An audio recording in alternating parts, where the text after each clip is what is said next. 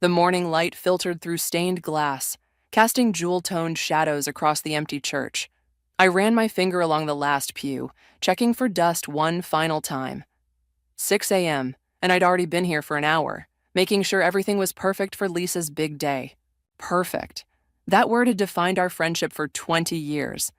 Lisa was perfect, the kind of woman who could charm a room without trying, who never had a hair out of place. And I was perfectly happy being the one who made sure her life ran smoothly. The flowers for the altar are wrong, I muttered to myself, adjusting white roses that were already flawless. My phone buzzed with a text from the caterer. Crisis number 3 of the morning, and the sun had barely risen. That's what best friends are for, right? Especially when you're the maid of honor. Especially when the bride has been your other half since 4th grade, when she stood up to Becky Miller after she called me Mouse for being too quiet. I smiled at the memory as I fixed the satin ribbon on the flower arrangement. Lisa had always been my protector. I'd always been her rock. It worked. The heavy wooden door at the back of the church creaked open, and I froze. No one was supposed to be here yet. The bridal party wasn't arriving until 9, and Raphael's groomsmen were meeting at his family's estate.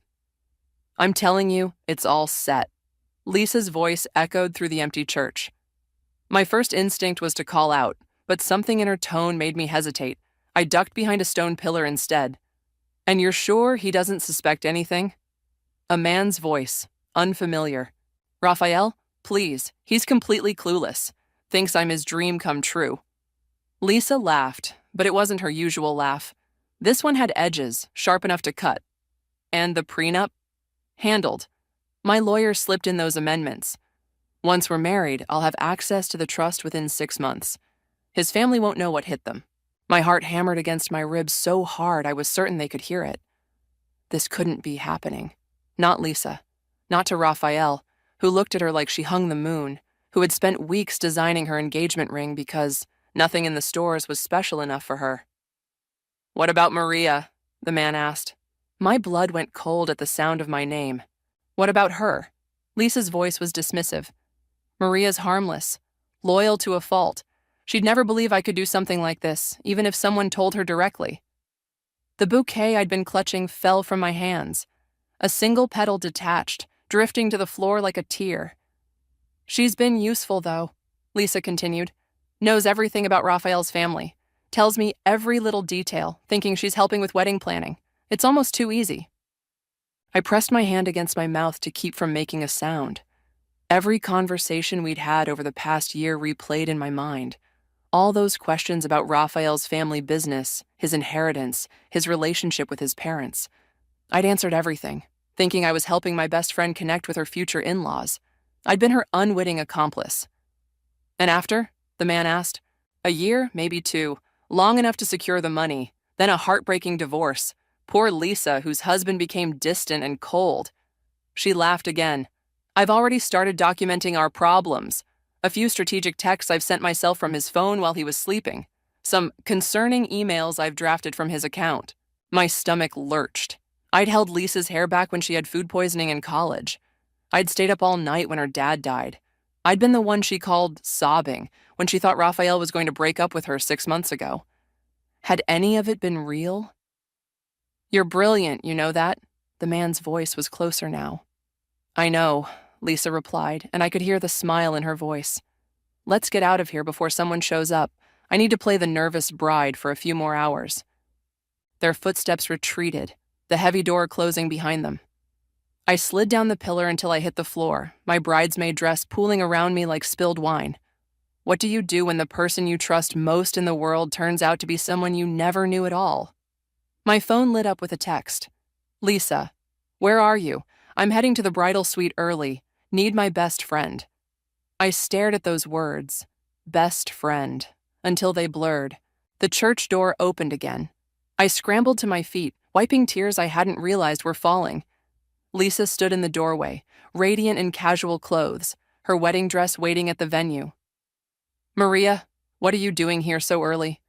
Her smile was the same one I'd known my entire life. I opened my mouth, but no words came out. She walked toward me, concern creasing her perfect brow. Are you okay? You look like you've seen a ghost. I heard you, I finally managed, my voice barely a whisper. Lisa's expression shifted so subtly most people would miss it, but I knew every micro-expression on that face, or I thought I did. Heard what? She asked, head tilting in confusion. Everything. The prenup, the plan, using me to get information. For one heartbeat, she maintained her innocent expression. Then it melted away, replaced by something cold and calculating I'd never seen before. Well, she said, straightening her shoulders, that's unfortunate timing. She stepped closer, close enough that I could smell her signature perfume, the one I'd helped her pick for the wedding. What are you going to do about it, Maria? She whispered. Who do you think they'll believe, the perfect bride or the jealous best friend? Her smile returned, but now I could see the predator behind it. This is only the beginning, she said softly, and you're either with me or you're in my way. Rain pounded against Sienna's apartment windows, matching the storm inside my head. 3 days since the wedding that never happened. 3 days since I'd watched Lisa's face transform from my best friend into a stranger. Drink this. Sienna pressed a mug of tea into my hands. The warmth seeped into my fingers, but the chill inside me remained. I keep thinking I dreamed it all, I said, staring into the amber liquid. That I'll wake up and Lisa will call me, laughing about some stupid thing Raphael did. Sienna sat beside me on her overstuffed couch, tucking her feet under her. You did the right thing, Maria. Telling Raphael before the ceremony. The right thing. Was it? The memory of Raphael's face when I pulled him aside in the vestry haunted me. The disbelief, then anger, then devastating realization when he confronted Lisa and saw the truth in her eyes. He thanked me yesterday, I said quietly. Called to thank me for saving him from her. See, that's something. I shook my head. You don't understand. When he thanked me, I felt guilty, like I'd betrayed her. That's 20 years of friendship talking, not reason.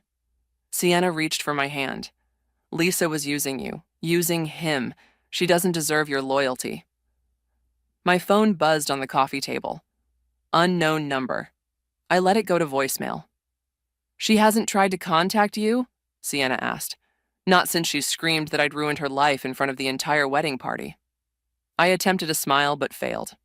Hard to come back from that. The phone buzzed again. Same unknown number. Maybe you should answer, Sienna suggested. What if it's Raphael from a different phone? I picked up the phone. Hello? Silence then. Is this Maria? A man's voice. Familiar, but I couldn't place it. Who's asking? Someone who knows what Lisa was really planning. A pause. And what she's planning now. My heart stuttered. Who is this? A friend. Check your email in 5 minutes. The line went dead. Sienna leaned forward. What was that about? I don't know. I stared at my phone, then at my laptop sitting on her kitchen counter. But I think I'm about to find out. 5 minutes felt like 5 hours. When my email notification finally chimed, I nearly dropped my mug rushing to the computer. The message contained no text, just an attachment, an audio file. Should I asked Sienna. She nodded, eyes wide. But be careful. I clicked play, and Lisa's voice filled the room. I can't believe she ruined everything. Her words were slurred, angry. You underestimated her. The same male voice from the phone call. Maria, please. She's pathetic. Has been since we were kids. So desperate for friendship, she'd do anything I asked. Each word was a fresh cut. I'd spent 2 decades believing we were equals, sisters in everything but blood. Well, she wasn't pathetic enough to let you scam Raphael, the man said. This isn't over. Lisa's voice hardened. I've invested too much time. That trust fund is still within reach. How? The wedding's off. For now. But Raphael's not as strong as he thinks. A few weeks of the right kind of attention, some well-placed doubts about Maria's motives. And the other plan, with his father's company? Still on. That's why I need you to keep Caden in line. He gets nervous when things don't go exactly as planned. The recording ended. I sat frozen, staring at the screen. Maria? Sienna's voice seemed to come from far away. What other plan is she talking about? I shook my head slowly. I don't know, but it sounds like she's not done with Raphael. You have to warn him. With what? An anonymous recording I can't verify? I close the laptop. He'll think I'm making it up, or worse, that I'm obsessed with his ex. Then what are you going to do? The question hung in the air between us. What could I do? Lisa had been my closest friend. I knew her habits, her tells, her weaknesses, but I'd clearly never known her heart. I need to find out what this other plan is, I said finally, and who Caden is. Maria. Sienna's voice held a warning. This isn't your responsibility. Isn't it? I introduced them. I vouched for her character for 2 years. The guilt that had been simmering inside me began to boil over. I told him he could trust her with his life. That doesn't make you responsible for her actions. Maybe not, but it makes me responsible for stopping her. I stood up, suddenly restless. I know things about Lisa that no one else does. If she's planning something else, I might be the only one who can figure it out. Sienna looked at me for a long moment. This isn't just about protecting Raphael, is it? I turned to the window, watching raindrops race down the glass. When I heard her in the church, talking about me like I was nothing, I've never felt so small, so stupid. My reflection stared back at me, hollow-eyed and pale. I need to know if anything was real. My phone buzzed again. A text this time, from the same unknown number. Lisa's meeting Caden tomorrow. 2 p.m., Harborview Hotel Bar. If you want to know more, be there. Sit at the back, don't let them see you. I showed Sienna the message. This could be dangerous, she said. What if it's a trap? What if it's not? I countered. What if this is my only chance to find out what she's really planning? Before Sienna could respond, another text came through. P.S. Check the attachments in your email again. There's more you need to see about Raphael's family inheritance. The clock is ticking. I looked up at Sienna, my decision already made. I'm going, I said. Tomorrow, I'm going to find out exactly who Lisa Sanderson really is.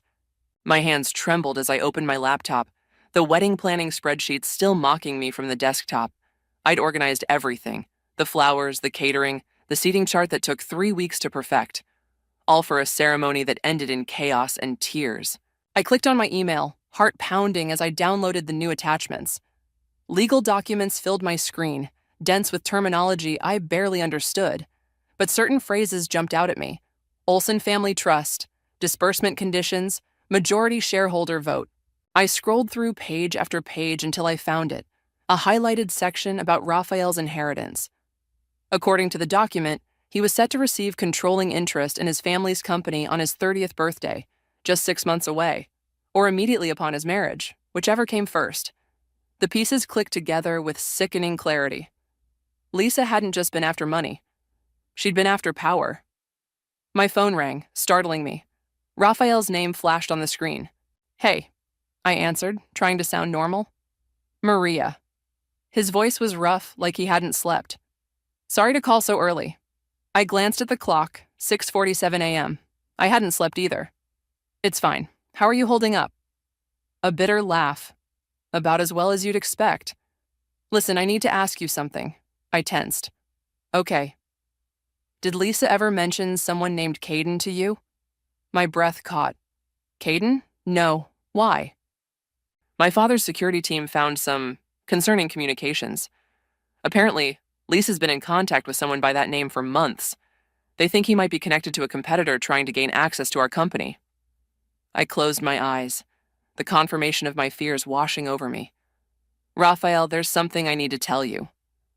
I explained about the anonymous caller, the recording, the meeting at the Harborview. With each word, his breathing grew heavier. I'm coming with you, he said when I finished. No. The word came out sharper than I intended. If Lisa sees you, she'll know something's wrong. I need to do this alone. It could be dangerous. It's Lisa, I said, then realized that meant nothing anymore. The Lisa I knew didn't exist. I'll be in a public place. I'll be careful.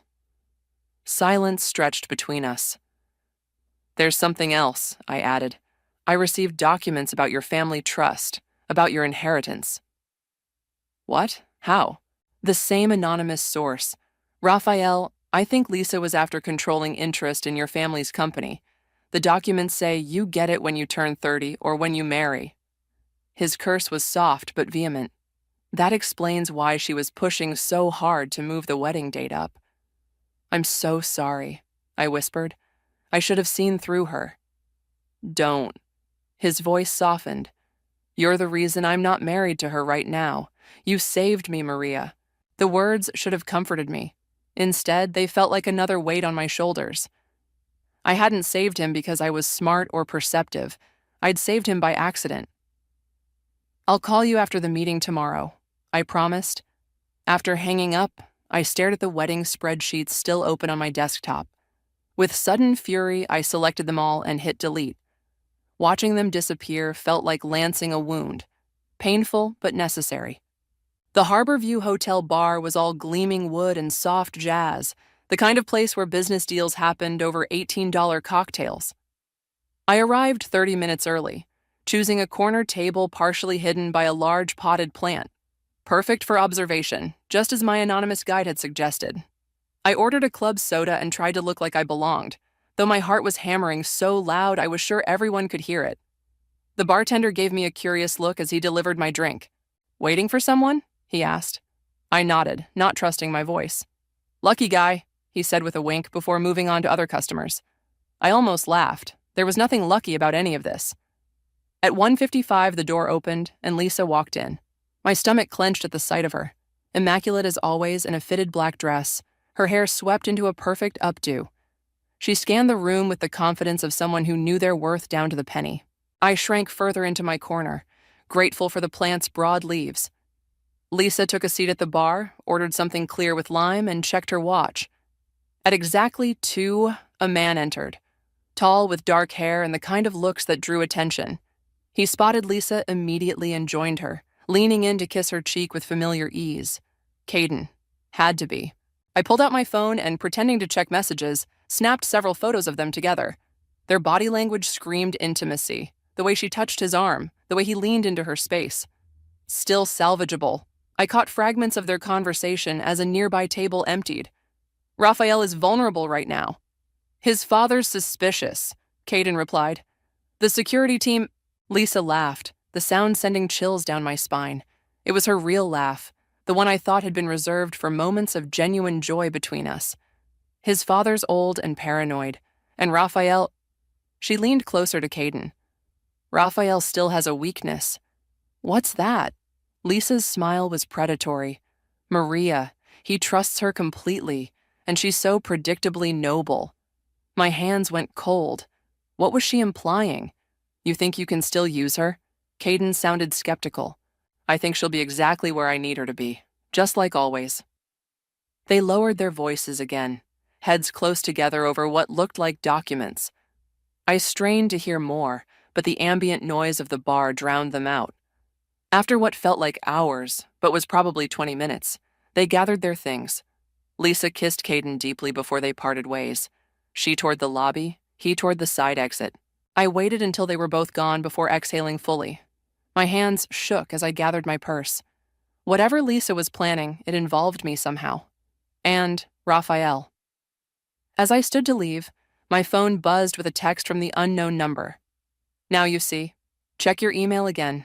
There's footage from Raphael's security system you need to watch. She's been in his house when he's not home. Multiple times." I froze, a new realization dawning. This wasn't just about stopping Lisa's plan anymore. This was about protecting myself from becoming her unwitting weapon. The security footage played on my laptop screen, crystal clear and damning. Lisa moving through Raphael's house with the confidence of someone who belonged there, opening drawers in his home office, photographing documents, planting what looked like a small listening device behind his desk. I watched her slip into his bedroom and emerge 10 minutes later, typing something on her phone with a satisfied smile. The timestamp showed this was just 3 weeks ago, when she'd told me she was at a bridal fitting. I closed the laptop, feeling sick. How many other lies had I swallowed without question? My phone rang. Raphael. "Did you see it?" His voice was tight with anger. "Yes." I rubbed my temples, a headache forming. "I'm so sorry, Raphael. Stop apologizing. This isn't your fault." He sighed heavily. "Did you learn anything at the hotel?" I told him about Lisa and Caden, their conversation, The way Lisa had mentioned using me somehow. I don't like this, Raphael said when I finished. She's planning something and you're in her crosshairs. I know, but that gives me an advantage. The idea had been forming since I left the hotel. She thinks I'm predictable, that she knows exactly how I'll react. Maria, I need to see what's in your house. Whatever she planted, whatever she was looking for, it might tell us what she's planning. Silence stretched between us. It's not safe, he finally said. Neither is doing nothing. I stood up, suddenly restless. She's not going to stop, Raphael. Not until she gets what she wants. Another pause. Fine, but not alone. I'll meet you there in an hour. Raphael's house was exactly what you'd expect from the heir to a tech fortune. Sleek, modern, and filled with gadgets that probably cost more than my car. But it wasn't cold. Family photos lined the hallway. A half-finished puzzle took up part of the dining table. Where should we start? I asked, feeling strangely nervous now that I was here. The office. That's where she spent the most time according to the footage. He led me down a hallway, his shoulders tense. The office was immaculate. Glass desk, ergonomic chair, bookshelves filled with business texts and family photos. It looked nothing like the chaotic creative space I'd imagined. You're neater than I expected, I said, trying to lighten the mood. Raphael's smile was tight. That's my housekeeper's doing, not mine. I moved to the desk, examining it carefully. The footage showed her planting something behind here. Raphael nodded, crouching down to run his fingers along the underside of the desk. Got it, he said after a moment, producing a small black device no bigger than a button. Is that a bug? Looks like it. He placed it on the desk, staring at it with disgust. Professional grade, not something you pick up at a spy shop. A chill ran through me. How would Lisa get something like that? Caden probably. Raphael's jaw tightened. My security team is looking into him. Seems he has connections to Vertex Technologies. Your father's competitor? Our biggest rival. They've been trying to acquire us for years. He ran a hand through his hair. If they got controlling interest, they could force a merger, I finished, the pieces clicking together. That's what Lisa was after, control of your shares. Raphael nodded grimly. Through marriage, I would have handed her everything. I continued searching the office while Raphael checked his computer for signs of tampering. In the third drawer, beneath a stack of folders, I found a small notebook. Raphael, I called, flipping it open. This isn't yours, is it? He looked up, frowning. No, what is it? Lisa's handwriting. My heart raced as I scanned the pages.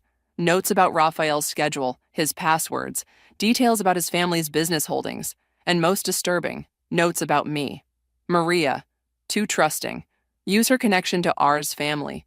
Already views her as sister. M knows about the Westlake project. Get details through casual conversation. M's loyalty, weakness, exploit as needed. Each word was a fresh betrayal. She'd been strategizing how to use me for months, maybe years. She was playing both of us, I whispered, handing the notebook to Raphael. He flipped through it, his expression darkening. There's more. He pointed to a page near the back. Plans for after the wedding, timetables, contact information for someone at Vertex. I leaned over his shoulder to read, our heads close together. The proximity made my heart skip in a way I didn't want to examine. She was thorough, I said, pulling back slightly. Too thorough. Raphael closed the notebook. This is evidence of corporate espionage. It's enough to... A noise from the front of the house cut him off, the sound of a key in the lock. We froze, staring at each other in alarm. Are you expecting someone? I whispered. He shook his head, reaching for his phone. Before he could call security, a familiar voice called out, Raphael, are you home? Lisa. Raphael motioned for me to stay quiet, pointing to a door that I assumed was a closet. I slipped inside just as Lisa's footsteps approached the office. Through a crack in the door, I watched her enter. She'd changed from the outfit she wore at the hotel, now dressed casually in jeans and a sweater I'd helped her pick out months ago. Lisa. Raphael's voice was controlled, betraying nothing. What are you doing here? She stepped closer, her expression a perfect mask of contrition. I came to apologize. What happened? It wasn't what you think. Really? What was it then? A mistake. I got cold feet, said things I didn't mean. Her voice broke convincingly. I love you, Raphael. I've always loved you. From my hiding place, I could see Raphael's face harden, but Lisa, focused on her performance, missed it. You still have your key, he said flatly. I was hoping that meant something. She moved closer, reaching for his hand. That some part of you still wants this to work. He stepped back, putting the desk between them. What I want is for you to leave.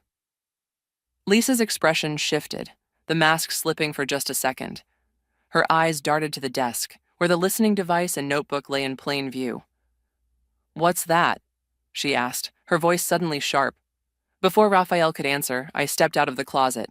Evidence, I said quietly. Lisa's head whipped toward me, her eyes widening in genuine shock before narrowing with calculation. Maria, of course you're here. Her laugh was brittle. Still trying to come between us? There is no us, Lisa, Raphael said, and we know about Caden, about Vertex, about all of it. For a moment, Lisa stood perfectly still, like a predator assessing its options.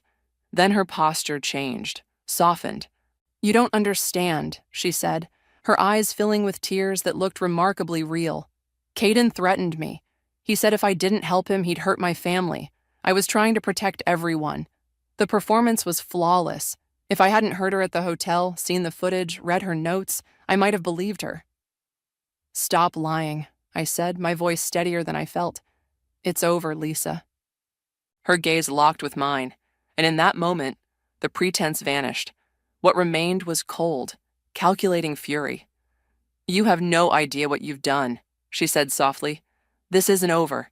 Not by a long shot. She turned and walked out, her footsteps echoing through the house until the front door slammed. Raphael exhaled slowly. That could have gone better. I picked up the notebook, my hands trembling slightly. She knows we know. Whatever she's planning next. Will be worse, he finished grimly. We need to be ready. The clinking of silverware against fine china felt deafening in the tense silence of the Olsen family dining room. I sat beside Raphael, acutely aware I was wearing the only dress I owned that was remotely appropriate for dinner with one of the city's wealthiest families. Raphael's father, Edward, cut his steak with surgical precision, his expression unreadable. His mother, Vivian, smiled too brightly, asking me questions about my job that I answered on autopilot. This wasn't how I'd imagined meeting Raphael's parents. Not as the woman who'd exposed their almost daughter-in-law as a corporate spy. So, Maria, Edward finally addressed me directly.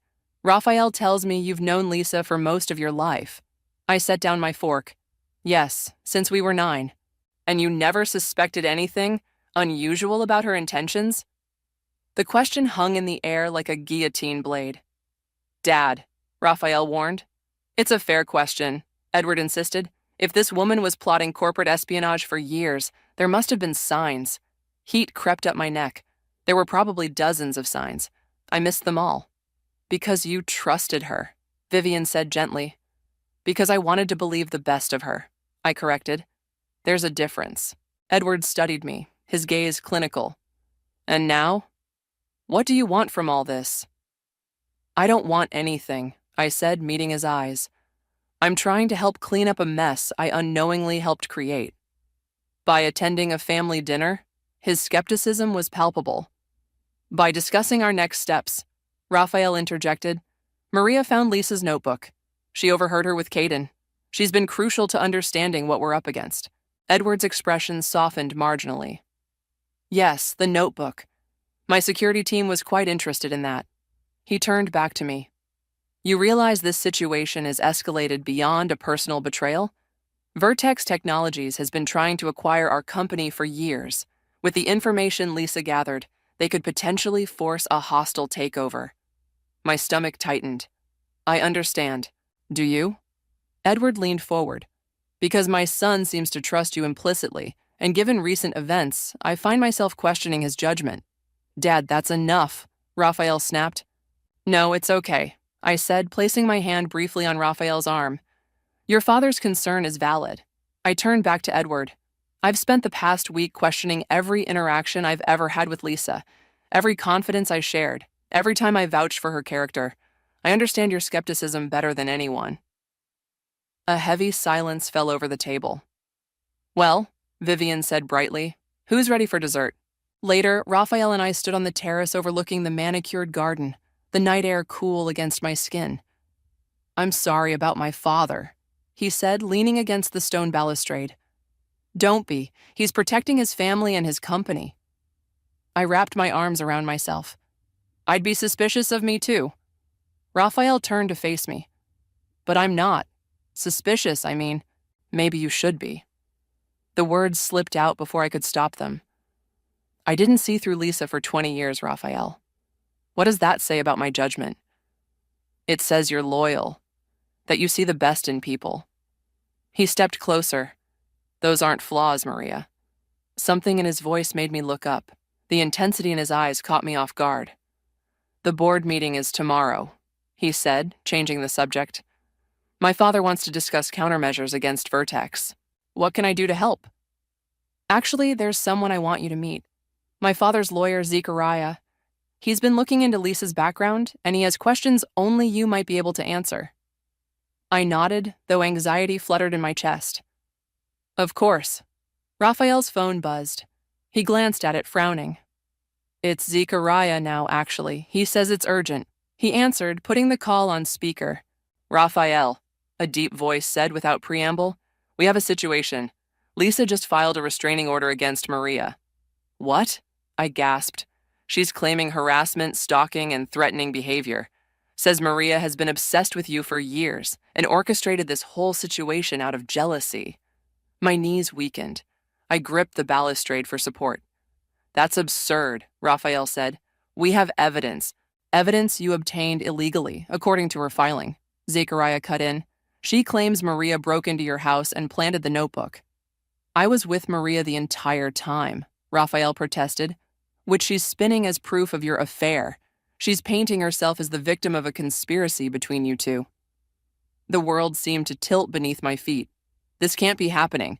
"It gets worse," Zechariah continued. "She's given an interview to the Business Journal. It publishes tomorrow morning, right before the board meeting." Raphael cursed under his breath. "Can we stop it? Not without making ourselves look guilty, but there's something else you should know." Zechariah paused. "The reporter she spoke to. He's received photographs of Maria entering and leaving your house multiple times this week, and one of you two on the terrace right now." I spun around, scanning the darkness beyond the garden. Nothing but shadows. "We're being watched," I whispered. "She's setting the stage," Zechariah said grimly, "making it look like Maria manipulated you, that she's been the puppet master all along." The realization hit me like a physical blow. Lisa wasn't just trying to salvage her plan. She was making me the scapegoat, using my friendship with Raphael to discredit us both. "What do we do?" I asked, my voice small. "We need to meet, tonight," Zechariah said. "I have an idea, but it's unorthodox." "Anything," Raphael replied. "Name the place." "My office. 1 hour. And Raphael, come separately. No more fuel for her fire." The call ended, leaving us in stunned silence. "She's always been good at turning things around," I said numbly, "making herself the victim when she's caught." Raphael reached for my hand, squeezing it gently. "We'll fight this, Maria. Together." I looked down at our joined hands, then back at the shadowy garden where someone might still be watching, documenting this moment of connection as evidence of some fictional conspiracy. "That's exactly what she wants," I said, pulling my hand away. "For us to look like we're in this together, like we planned it. So what? We know the truth." "The truth might not be enough." I stepped back, creating distance between us. Not against a story as compelling as the one she's creating. In the soft terrace lighting, I saw something shift in Raphael's eyes, determination hardening into resolve. "Then we'll need to create a better one," he said. "And I think I know how." Fallen leaves crunched beneath my feet as I walked through the park, each step matching the rhythm of my racing thoughts. The morning air was crisp, carrying the first hint of winter. I pulled my jacket tighter, less against the cold and more against the growing sense of isolation. 3 days had passed since the meeting with Zechariah. 3 days of careful planning, of staying away from Raphael, of playing the part Lisa had unwittingly assigned me, the scorned friend, retreating in shame. My phone buzzed. Sienna. Have you seen it? She asked when I answered. Seen what? The interview. It's everywhere, Maria. My stomach dropped. How bad? Bad. Her voice softened. Where are you? I'll come to you. The park near my apartment, the bench by the pond. 20 minutes later, Sienna appeared, carrying 2 coffee cups and a tablet. She handed me a coffee and sat beside me, her expression grim. You need to see this, she said, unlocking the tablet. Lisa's face filled the screen, her eyes slightly red as if she'd been crying. The headline made my blood run cold. Jilted bride speaks out, my best friend betrayed me for my fiancé. I forced myself to read, each word more twisted than the last. Lisa described our friendship as one-sided. Me, always jealous of her success, her relationships. She painted Raphael as an innocent caught between 2 manipulative women. And most damning, she suggested I'd been feeding her false information about Raphael's family business to sabotage her relationship. She's turned everything upside down, I whispered. Keep reading, Sienna urged.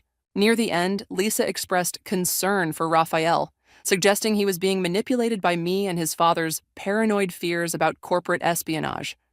She even managed to make her relationship with Caden sound innocent, just a friend helping her navigate her concerns about the Olsen family's business practices. The comments are worse, Sienna said softly. I scrolled down, each comment like a knife. People who didn't know me, didn't know any of us, confidently declaring me the villain, a homewrecker, a jealous, obsessive friend. I can't believe people are buying this, I said, handing the tablet back.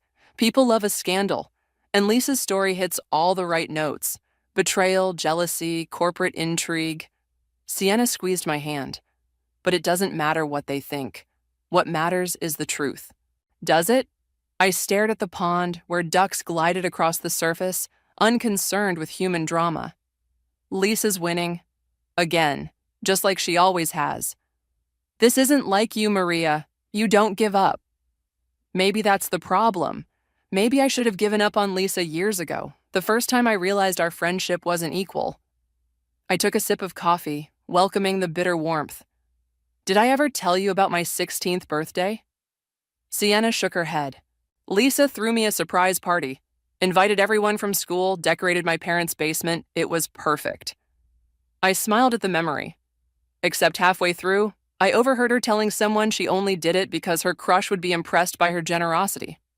That's awful. The thing is, I convinced myself it didn't matter, that her reasons weren't important, only the result. I laughed hollowly.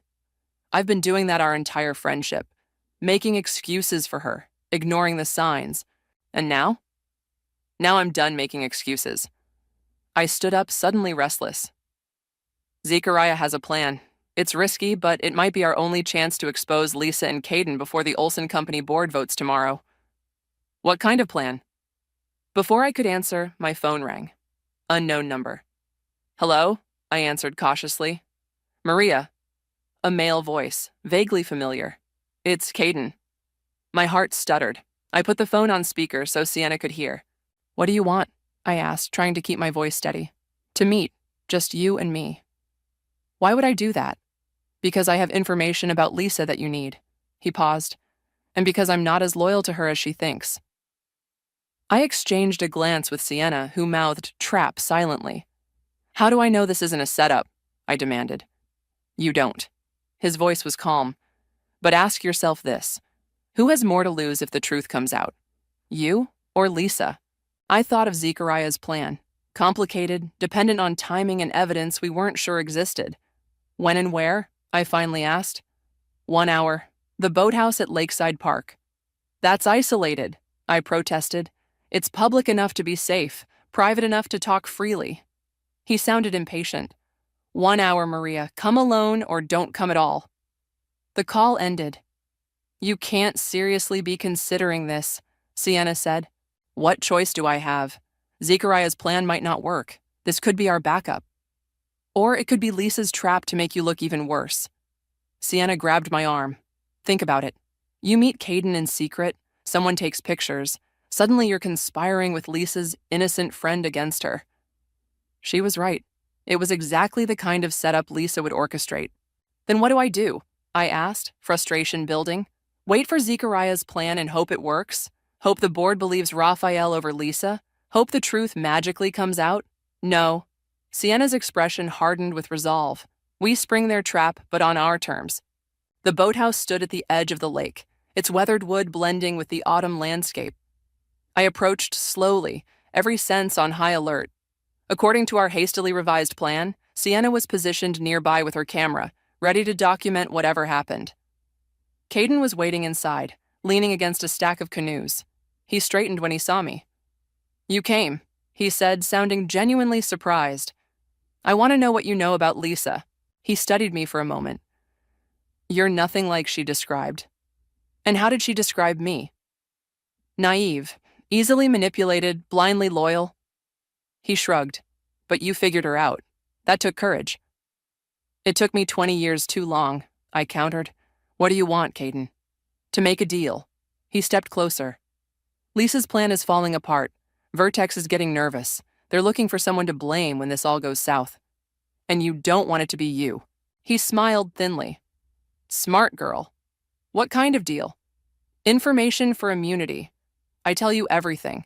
About Lisa, about Vertex's plans, about who's really pulling the strings, and you make sure the Olsons don't come after me." I laughed incredulously. Why would they agree to that? Because what I know could save their company. His expression turned serious. "Lisa isn't working alone, Maria. She never was." Before I could respond, the boathouse door opened. Lisa stood in the entrance, her expression a mixture of triumph and fury. "I knew you couldn't be trusted," she said to Caden. Then to me, "And you, always so predictable." My heart sank as I realized Sienna had been right. It was a trap after all. "You set this up," I said to Caden. He at least had the decency to look apologetic. "Nothing personal." Lisa stepped into the boathouse, closing the door behind her. "Did you really think it would be this easy? That Caden would betray me for you?" "Actually," I said, finding my voice, "I was counting on it." Her smile faltered. "What?" "You're not the only one who can set a trap, Lisa." I pulled out my phone, showing her the active recording. "And you're not the only one with friends in unexpected places." On cue, the boathouse door opened again. Zechariah stepped in, followed by Raphael and two men I didn't recognize. "Lisa Sanderson," Zechariah said formally, "I believe you've just implicated yourself in corporate espionage. Again." Lisa's face drained of color as she realized what had happened. Her eyes locked with mine, cold with hatred. "This isn't over," she whispered. For the first time since this nightmare began, I felt something like certainty. "You're right," I agreed. "It's just beginning." The private chapel on the Olson estate felt charged with expectation, sunlight streaming through stained glass windows and casting jewel-toned patterns across the stone floor. I paced the length of the small sanctuary, my footsteps echoing in the silence. In less than an hour, everything would change. My phone buzzed with a text from Sienna. "Are you ready for this?" Was I? The plan we'd crafted with Zechariah was risky. If it failed, Lisa would walk away unscathed, possibly with enough leverage to still damage the Olsons. If it succeeded, I wasn't sure I was prepared for that either. The chapel door opened and Raphael entered. He'd been distant since the boathouse confrontation 2 days ago. Professional, focused on the plan, but something had shifted between us.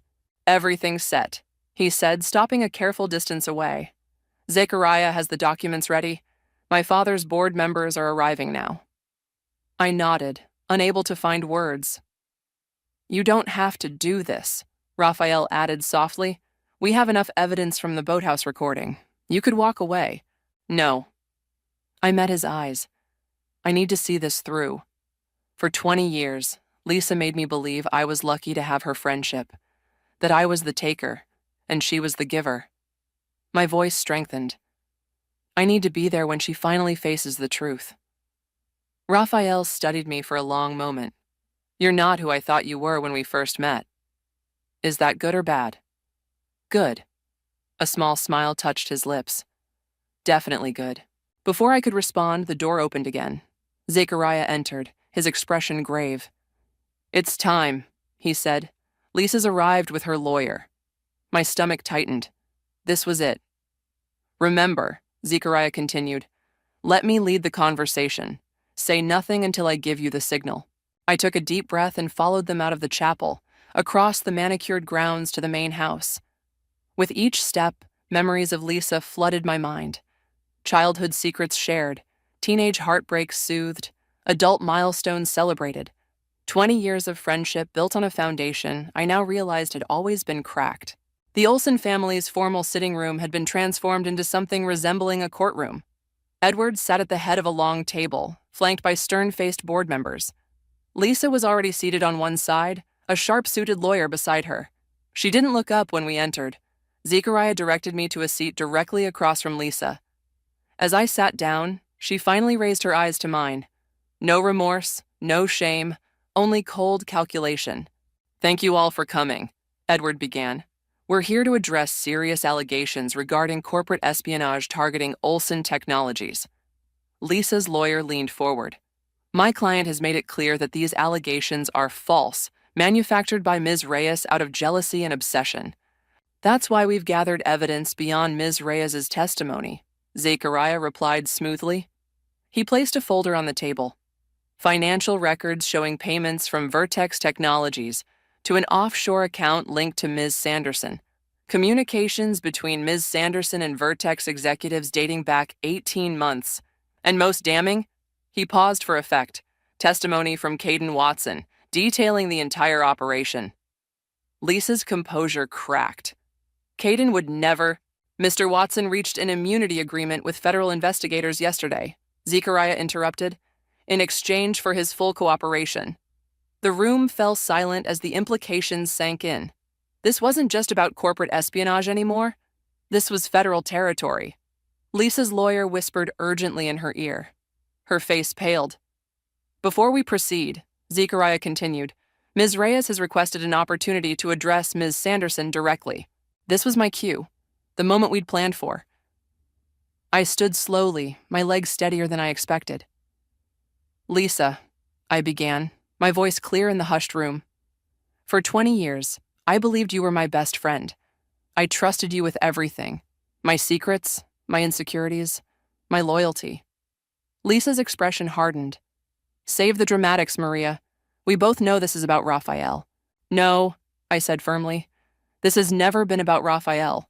This is about you and me, about the fact that you used our friendship as a weapon, that you calculated every moment of connection between us. You have no idea what you're talking about.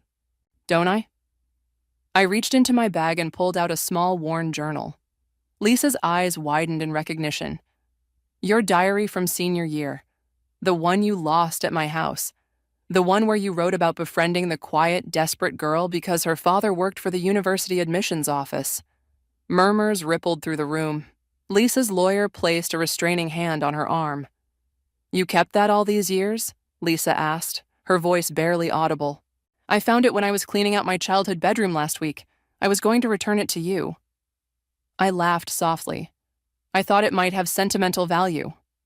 "It doesn't prove anything," she said, but uncertainty had crept into her voice. "Maybe not legally, but it proves something to me."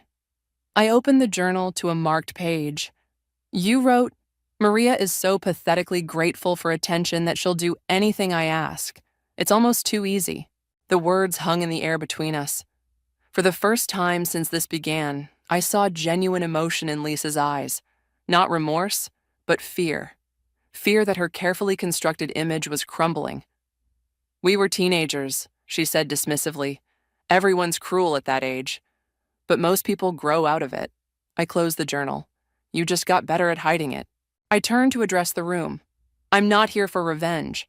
I'm here because Lisa Sanderson has spent her entire adult life manipulating people for personal gain. She targeted Raphael and his family with calculation and precision. And she used our friendship, a friendship I believed was real, to do it." Lisa stood abruptly. "This is absurd. You have no proof of anything except that I wrote some mean things as a teenager." "Actually," Zechariah interjected, "we have this." He pressed a button on a remote, and a recording filled the room. Lisa's voice, crystal clear. You set this up, nothing personal. Then, my voice. You're not the only one who can set a trap, Lisa. Lisa's face drained of color as the boathouse conversation played out. When it ended, the silence in the room was deafening. Ms. Sanderson, Edward said finally, I believe this meeting is over. Lisa's lawyer gathered their papers, whispering urgently in her ear. But Lisa wasn't listening. She was staring at me with a mixture of hatred and something else, something that looked almost like respect. As she stood to leave, she paused beside my chair. You know what's funny? She said quietly. After all these years, I never thought you had it in you. I met her gaze steadily. That was always your mistake. For a fleeting moment, I glimpsed the girl I'd thought was my friend, vulnerable, human. Then her mask slipped back into place. This isn't over, she whispered. Yes, Lisa, I replied, feeling a weight lift from my shoulders. It is. Steam rose from the tea in my hands as I sat on my apartment balcony, watching the city wake up. The morning air carried the scent of rain and possibility. For the first time in weeks, I'd slept through the night without dreaming of Lisa or betrayal or the look in her eyes when everything fell apart. My phone buzzed with a news alert. Vertex Technologies CEO resigns amid corporate espionage scandal. I smiled faintly. The dominoes were still falling. A knock at my door pulled me from my thoughts. I wasn't expecting anyone, especially not at 7 a.m. Through the peephole, I saw a delivery person holding a small package. Maria Reyes? She asked when I opened the door. That's me. Sign here, please. The package was lightweight, unmarked except for my name and address. No return information. I set it on my kitchen counter, studying it with suspicion. After everything that had happened, paranoia felt justified. Finally, curiosity won. I carefully opened the package to find a thumb drive and a handwritten note. You deserve to know everything. See, Caden. My hands trembled slightly as I plugged the drive into my laptop. It contained a single video file. I hesitated, then clicked play. Lisa appeared on screen, sitting in what looked like a hotel room. She was speaking to someone off camera. The Maria angle is perfect, she was saying, taking a sip from a wine glass. She trusts me completely. Through her, I can get close to Raphael without raising suspicions. And you're sure she doesn't suspect anything? A male voice. Caden's. Lisa laughed. Maria, please. She spent her whole life in my shadow, grateful for whatever scraps of attention I throw her way. I flinched at the casual cruelty, but kept watching. What about your history? Caden asked. You've known each other since childhood. There must be some genuine connection. Lisa's expression shifted, something almost vulnerable crossing her face. We were friends once, real friends, before I understood how the world works. When did that change? She was quiet for a moment. Senior year. My father lost everything in that investment scheme. Suddenly we were broke and all my so-called friends disappeared. Except Maria. Lisa's voice hardened. That's when I realized the truth. People are assets or obstacles. Maria was useful, so I kept her close. And now? Now she's the key to everything. Lisa smiled, but it didn't reach her eyes. The perfect pawn who doesn't even know she's on the board. The video ended. I sat motionless, processing what I'd just seen. Even knowing everything Lisa had done, hearing her speak about me with such calculated detachment still hurt. But something else nagged at me. Something in her expression when she mentioned our past friendship.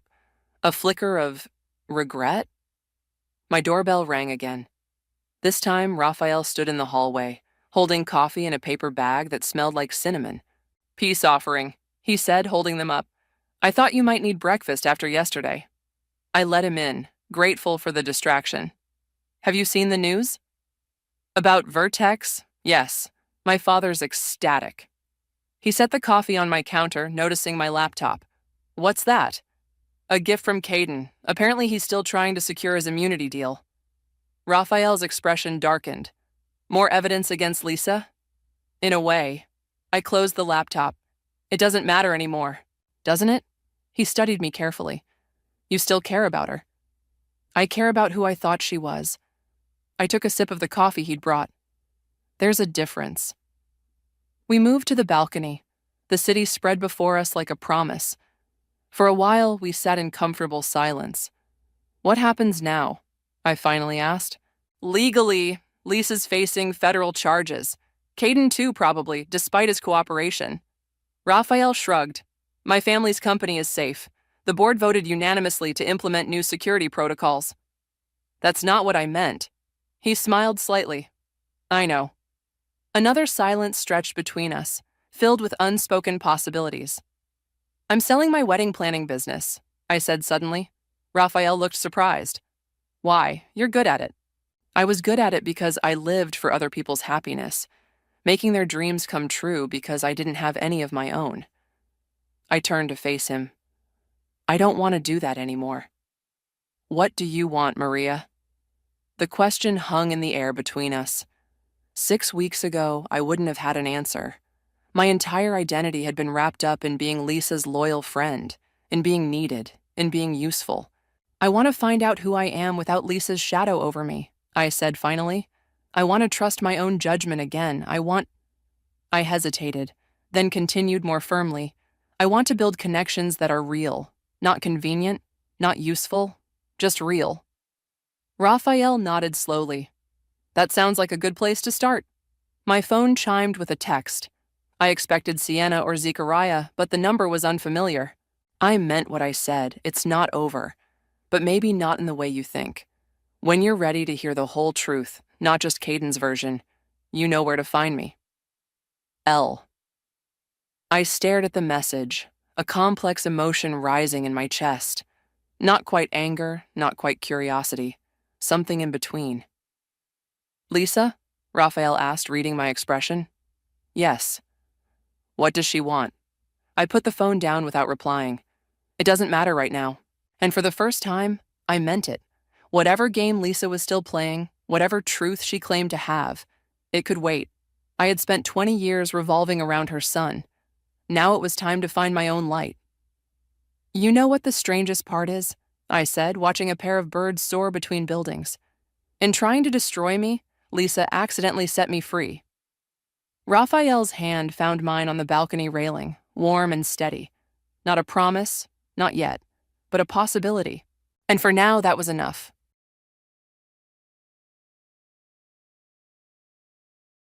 Kinsley, you carry yourself with such authority, yet here you are lounging while everyone waits for dinner.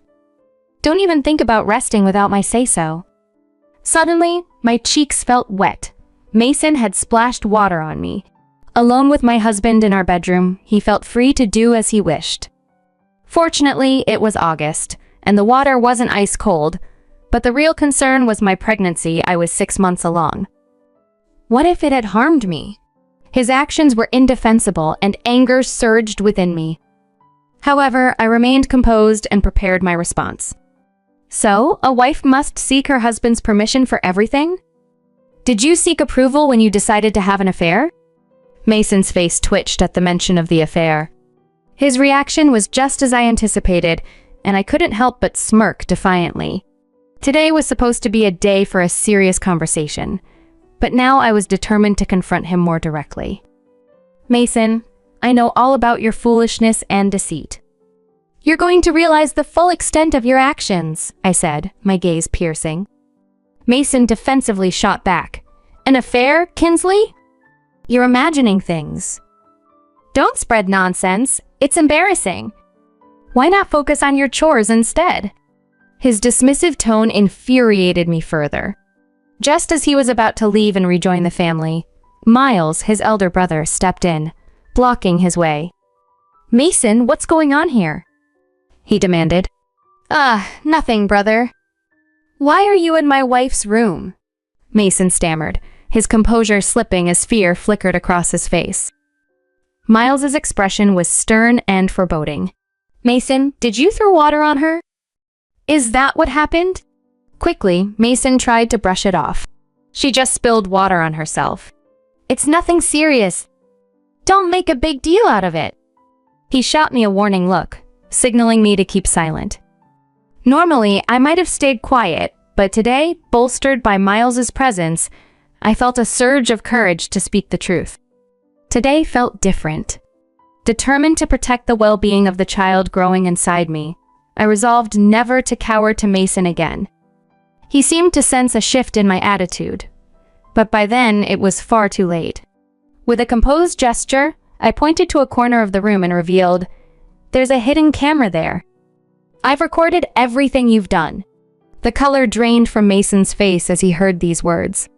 His once bold demeanor crumbled into a trembling fear. His feeble plea, a hidden camera, was weaker than anything I had heard from him before. He probably thought I was too powerless to act. Internally, I almost laughed at his naivety. Miles, stern and imposing, confronted him. "It's true you splashed water on her, right? I knew it was you. But do you realize what you've done? Kinsley is pregnant. What if something had happened to the baby?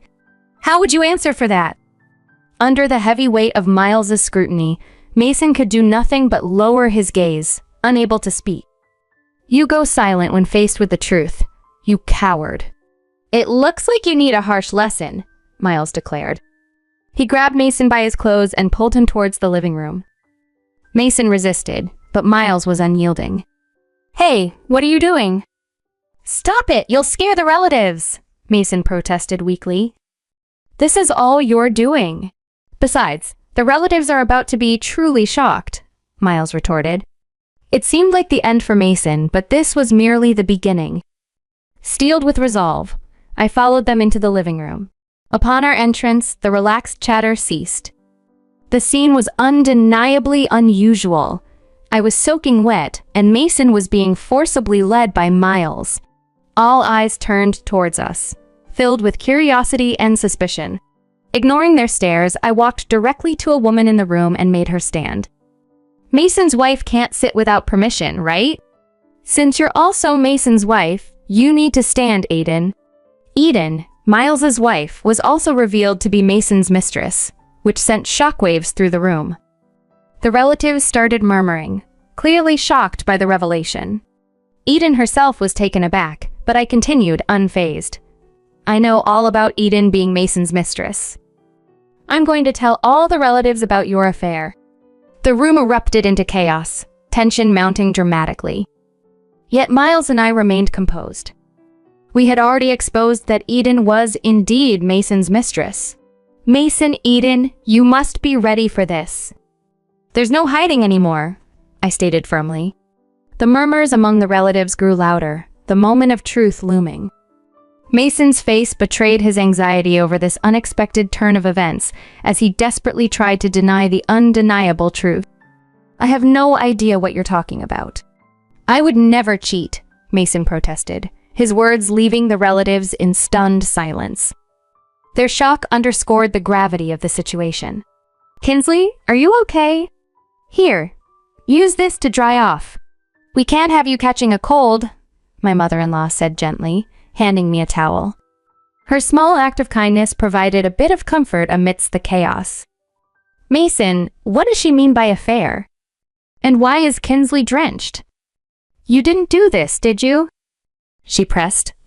"No, of course not. Kinsley spilled the water on herself. I would never splash water on a pregnant woman," Mason replied hastily. Anger surged within me at his blatant lies, but I kept my composure. Meanwhile, Miles's expression hardened as he addressed Mason. "Stop lying, Mason. I'm aware of the affair and how you've been treating Kinsley. That's why I was worried and came to check today." I could hear shouting and the sound of water from outside her room. Miles's presence in my room wasn't coincidental. I had been confiding in him for a while, trusting him with the troubles I faced at home. "I'm sorry, Kinsley.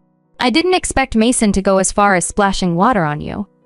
I couldn't stop him, Miles apologized. I shook my head slightly, indicating that the water splashing was also unexpected for me. Watching our exchange, the confusion among my in-laws and other relatives grew, but they were beginning to understand the full scope of the situation. "Kinsley, I'm so sorry. If what Miles says is true, then Mason has done something truly unforgivable," my mother-in-law said. I shook my head again. She had no reason to apologize. The one who should be apologizing was my husband. "Mason, tell the truth about the affair and how you've treated me. What's really going on? An affair and mistreatment? I haven't done any of that. It's all Kinsley's imagination, Mason insisted, his desperation clear. Imagination? Did you forget I told you earlier about the hidden camera in our room? All your mistreatment has been recorded. It's pointless to keep making excuses, I said calmly, and then played the footage stored on my phone for everyone to see. The video showed Mason verbally abusing me and even raising his hand at times. The room fell utterly silent, frozen by the undeniable evidence. Despite his claims of imagination, the footage clearly showed the truth of his actions, leaving him no room to deny them any longer. Mason had always looked down on me, seeing me merely as his wife, but now he faced the undeniable reality captured by the hidden camera. In our marriage, I had always endeavored to stand by Mason's side, yet he never seemed to truly care about me or our unborn child. Now, as the truth unfolded, I could no longer forgive him. I glared at Mason, and seeing the disapproval in my eyes, my in-laws and other relatives followed suit, their stares icy and sharp. The living room was thick with tension, everyone now convinced of Mason's deceit. Breaking the heavy silence, my in-laws finally voiced their anger. Mason, why would you do this? Kinsley is carrying your child. Do you realize how reprehensible your actions are? Stop lying and tell us the truth, they demanded, their voices filled with indignation. I had never seen them so incensed, and for a moment their anger made me waver. But then it dawned on me they were furious for me and for the baby. Their fierce protection almost moved me to tears. Caught in the gravity of the moment, Mason looked down, seemingly lost in thought. After a tense pause, he admitted in a heavy voice, "My job has been terrible lately. My boss harasses me daily, and I felt cornered. That stress led me to unfairly take it out on Kinsley, and I'm deeply sorry for that. But I haven't had an affair, right, Aiden?" Eden quickly chimed in, visibly annoyed. "That's right. We haven't done anything. Stop throwing around baseless accusations." Though Mason confessed to some of his wrongdoings, he remained adamant about denying the affair. It seemed futile, however, as I had already gathered ample evidence. I've said it before, and I'll say it again. I know everything. All that's left is for you to confess, apologize, and accept responsibility. I looked at Mason and Eden with a blend of anger and pity, then turned to Miles, who quietly nodded, ready to unveil further proof. Mason, Eden, can you maintain your innocence even now? Miles asked as he pulled a file from his bag, laying its contents before the shocked relatives. I began explaining each piece of evidence to the bewildered onlookers. Here are receipts and photos that Miles found in Eden's room, expenses from fancy restaurants, stays at love hotels, and screenshots of emails that detail their affair. The relatives gasped in disbelief, and my in-laws' faces flushed with anger. My heart raced, not just with nervousness, but with a strong sense of vindication. Mason, you claimed there was no affair, right? How long do you plan to deceive us? This is absurd. Mason, still in denial, protested, I haven't done anything wrong. Stop this. Mason, Kinsley and I have thoroughly investigated both of you. We have all the evidence we need, including reports from a private investigator, Miles declared. At this, Mason and Eden's composure crumbled, their faces turning pale as they began to tremble. I felt a grim satisfaction at their reaction, but maintained my calm demeanor. Do you really think you can continue to mistreat Kinsley, especially now that she is pregnant? The relatives stared coldly at Mason and Eden, their murmurs of disbelief turning into vocal outrage. Unbelievable! This is outrageous, they muttered, struggling to come to terms with the gravity of the situation. There are no more excuses left, Mason. We're exposing everything about you and Eden. You better be ready. You're not getting away with this, my in-laws and the relatives shouted, their anger reaching a fever pitch as they berated Mason and Eden. Watching the scene unfold, I felt a profound sense of resolution washing over me. Mason and Eden were cornered, clearly out of options and rendered speechless in the face of undeniable evidence. It seemed inevitable that they would have to apologize. Yet, to my utter dismay, Mason defiantly retorted, "Stop making such a big deal out of this. I haven't done anything wrong. Besides, it's your fault for being fooled, and you're all making a fuss over a mere affair. You're all annoying." His words only deepened the relative's disappointment, and I felt a surge of anger and frustration at his lack of empathy. Ignoring our collective shock, Mason turned his glare towards Miles, revealing a deep-seated grudge. "I've always looked down on you, Miles. Since our school days, I was the capable one. I landed a job at a computer programmer while you settled for less, claiming it was to pursue your dreams. That's the path of a nobody." As he spoke, my heart turned to ice. "Why are you so obsessed? Why can't you just accept Miles's life choices?" I questioned, bewildered by his resentment. "It doesn't matter. I never cared what path my brother chose. What I couldn't stand was the constant praise he received from everyone, our parents, our relatives. I don't understand why they adored someone so unremarkable," Mason declared. His pride seemed not only misplaced, but outright delusional. He continued, now turning his attention to Aiden and back to Miles. "And then my brother marries someone as admirable as Eden, someone everyone envies. That only increased his stature in our family, and that infuriated me. So out of jealousy, I started an affair with Aiden. I didn't marry you for love, Kinsley. It was all for appearances, to compete with my brother." Mason's cold, remorseless admission shattered any illusions I had about our marriage. "So, you never saw me as anything but a tool? Did you want a child for the same reason?" I asked, my voice trembling. "Exactly. It would have looked bad if I didn't have at least one child, especially since Miles and Eden don't have any. To surpass my brother, I needed a child." He smirked, his callousness chilling. In that moment, all my love for him evaporated. Married for appearances, having a child to outdo his brother. I can't understand it. I don't want to understand it. There are people who desperately long for a child but can't have one.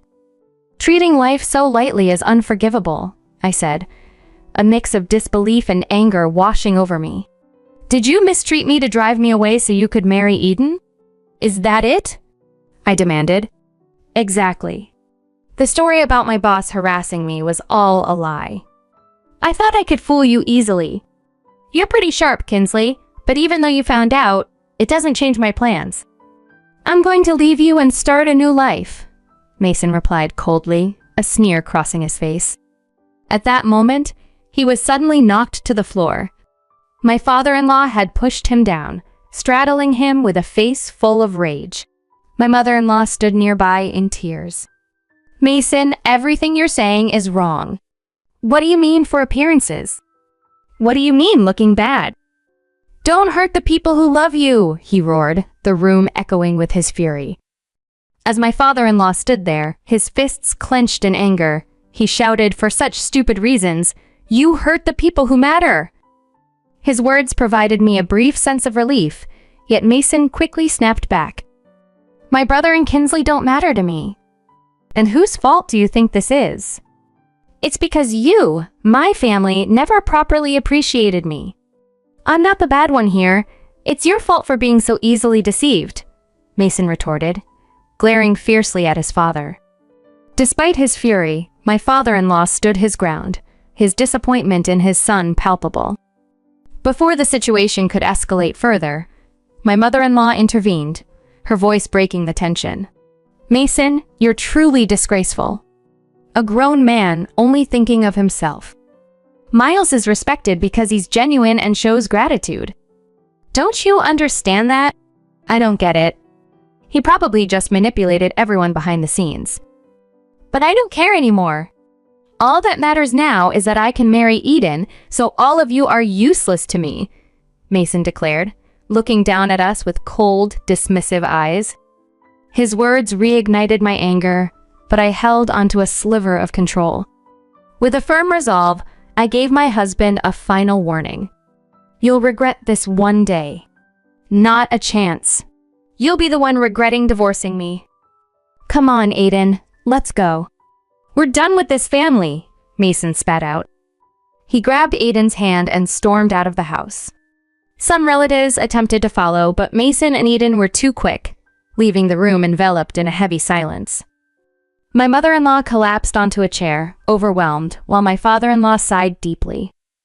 It seems we made mistakes in how we raised him. I'm truly sorry for not noticing your suffering, Kinsley. We're really sorry. We'll take responsibility for Mason, they apologized with sincerity. Please, stop. You two did nothing wrong. The one at fault is Mason and maybe me for not speaking up sooner. But you don't need to do anything. He's already created his own hell, I assured them with a smile, puzzling them momentarily. When I explained further, their eyes widened in surprise. I had taken precautions. I knew everything, and I was certain I would no longer be swayed by Mason's manipulations. A month later, the atmosphere was tense in my in-laws' living room, filled with anticipation. Present were me, Miles, and my in-laws. Then my husband burst in, panic-stricken across his face. What's wrong? Why are you in such a hurry? I asked calmly, though I had anticipated his distress. Eden! Eden has disappeared, he stammered, his voice trembling with fear. I gave her money for a wedding, but the next day she was gone. So, you came here to ask Miles if he knows where Eden is? I probed, watching as desperation flickered across his face. He turned to Miles, hope flickering in his eyes. At that moment, everyone but my husband sighed deeply, understanding the gravity of the situation. It was then that Miles spoke on behalf of everyone, his voice calm but firm. Eden is with the police, he revealed, sending a final shock through Mason, who stood bewildered, not grasping the full scope of his unraveling plans. As I watched the color drain from my husband Mason's face, a cold sense of satisfaction settled over me. He was finally coming to grips with the harsh realities he had so carelessly ignored. After hiring a private investigator, Miles and I had uncovered startling truths about Aiden, the woman Mason had intended to start a new life with.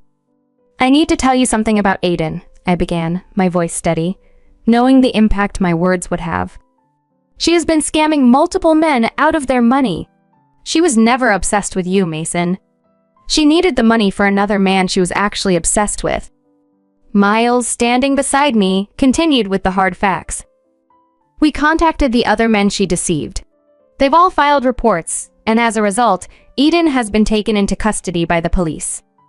Mason's gaze fell to the floor, the weight of his delusions now undeniable. Miles, never one to mince words, addressed him firmly. Mason, your thinking is all wrong. You owe Kinsley an apology, and more than that, you need to take responsibility. You've been deceived yourself now. Perhaps you understand a fraction of the pain you've caused. As Miles spoke, Mason collapsed to his knees, overwhelmed by the collapse of his misguided plans. You talk of starting a new life with Eden, but she was using you just as you used others. It's ironic, really. Turning to Mason, I delivered my final resolve. I will be filing for divorce and will seek child support. Regardless of any regrets you may have, I cannot overlook how you've neglected our unborn child. Some things are simply beyond repair. Our divorce was finalized swiftly. The news of Mason's affair became a topic of gossip among his colleagues, further isolating him at his workplace. He was forced to continue working, now burdened with the additional responsibility of child support and alimony, living a life marked by shame. Meanwhile, Aiden faced lawsuits from the men she had deceived and spiraled into financial ruin. She apologized to Miles and sought his help, but he, having seen her true nature, could only respond by handing her divorce papers. A few days later, I met with Miles to express my gratitude. Thank you for everything, Miles. I can't tell you how much your support has meant to me, I said, feeling a complex swirl of emotions. It's I who should apologize for not seeing through Mason sooner, Miles replied, his sincerity evident. Even so, you've saved me. Can I continue to rely on you if I need help? I asked, touched by his consistent support. Of course, I'll always be here to help, Miles assured me with a gentle smile.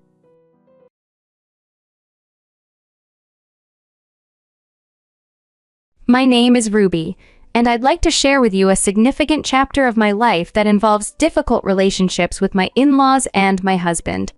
I'm currently in the midst of a divorce, and I believe my story might resonate with those who have faced undue criticism from their in-laws. Let me take you back to the beginning. I met Leo, my now soon-to-be ex-husband, on a dating site when I was 20 and still in college. Leo, who was 27 at the time, had a stable job. Despite our age difference, we fell in love.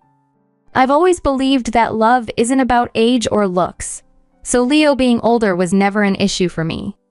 However, Leo felt differently.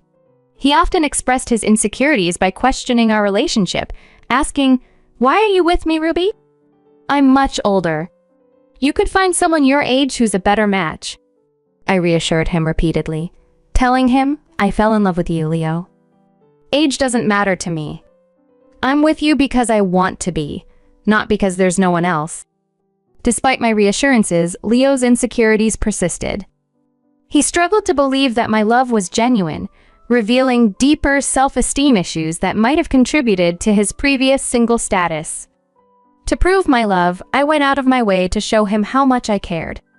Throughout our relationship, I insisted on not letting him spend money on me. Even though I was a student with limited funds, I managed to buy him thoughtful gifts and covered my expenses to show him my commitment. Unfortunately, Leo's low self-esteem continued to be a challenge, and he doubted the sincerity of my feelings no matter how supportive and understanding I tried to be. This mistrust eventually took a toll on my heart. 2 years into our relationship, I finally understood the source of Leo's issues when I met his parents, Axel and Molly. Axel, Leo's father, had won the lottery, which dramatically changed their lives. They moved into a lavish home and secured their financial future. However, when I met them, they carried an air of superiority. Axel even boasted about his good fortune, saying not everyone can make it big like me. This background helped me see where Leo's insecurities stemmed from and the complex dynamics within his family that had influenced him. I've always been a diligent man, and that hard work paid off in an unexpected way. I won the lottery on my first attempt. Can you imagine how rare that is? Winning a substantial lottery jackpot is extremely unlikely, yet I managed it. This success made them overly proud of their decision-making skills, and they implied that Leo, despite his college education, would never achieve their level of financial success.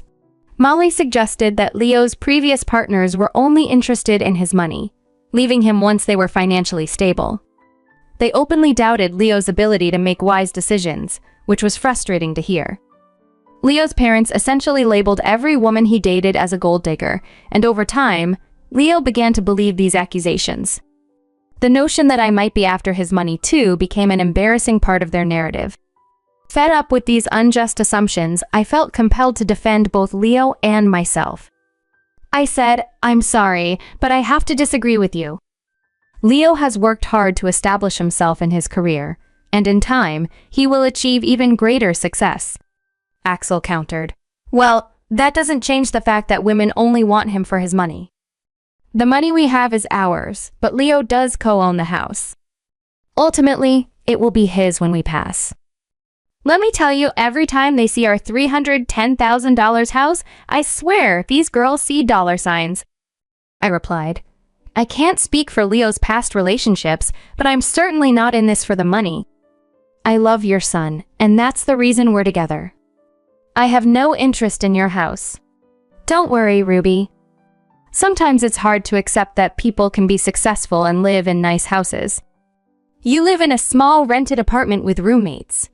After spending time around our house, you might start desiring it too," Axel retorted. Their comments pushed me to the edge of my patience. Leo, who had overheard everything, chose not to intervene or defend us, which surprised me. On our way home, I decided to address it with him. "Leo, your parents are being unkind. They're insulting both of us. Why didn't you speak up?" "What did you expect me to say, Ruby? I can't be certain they're entirely wrong. Women in the past have used me, trying to benefit from my parents' wealth. They made grand plans involving the house and how it would be ours once my parents passed away," Leo explained. "Even if they were gold diggers, that doesn't mean I am one too. You stayed silent, I pointed out, hoping he would see the distinction and feel the weight of his silence. When your family insulted me, it hurt, especially when they suggested I was with you just for your money. You know my family has its own wealth now, so it's frustrating to hear such accusations. I get why they might be suspicious, given that I don't have parents and might appear dependent on you financially, but it's hurtful and quite ridiculous. Leo, this is absurd, I told him firmly. I've never pressured you to spend on me, and lacking an inheritance doesn't make me a gold digger. Despite my efforts to explain how these accusations made me feel, Leo seemed unable to fully acknowledge my concerns. He insisted that he loved me, and that the specifics didn't matter to him. He shrugged off any need for further discussion. While some might find comfort in such reassurances, I couldn't accept his passive acceptance of his family's negative views about me. I tried numerous times to discuss this with him, even suggesting therapy to help him see things more clearly, but he was adamant that nothing was wrong. Over time, this refusal to address our issues led me to pull back from interacting with his family.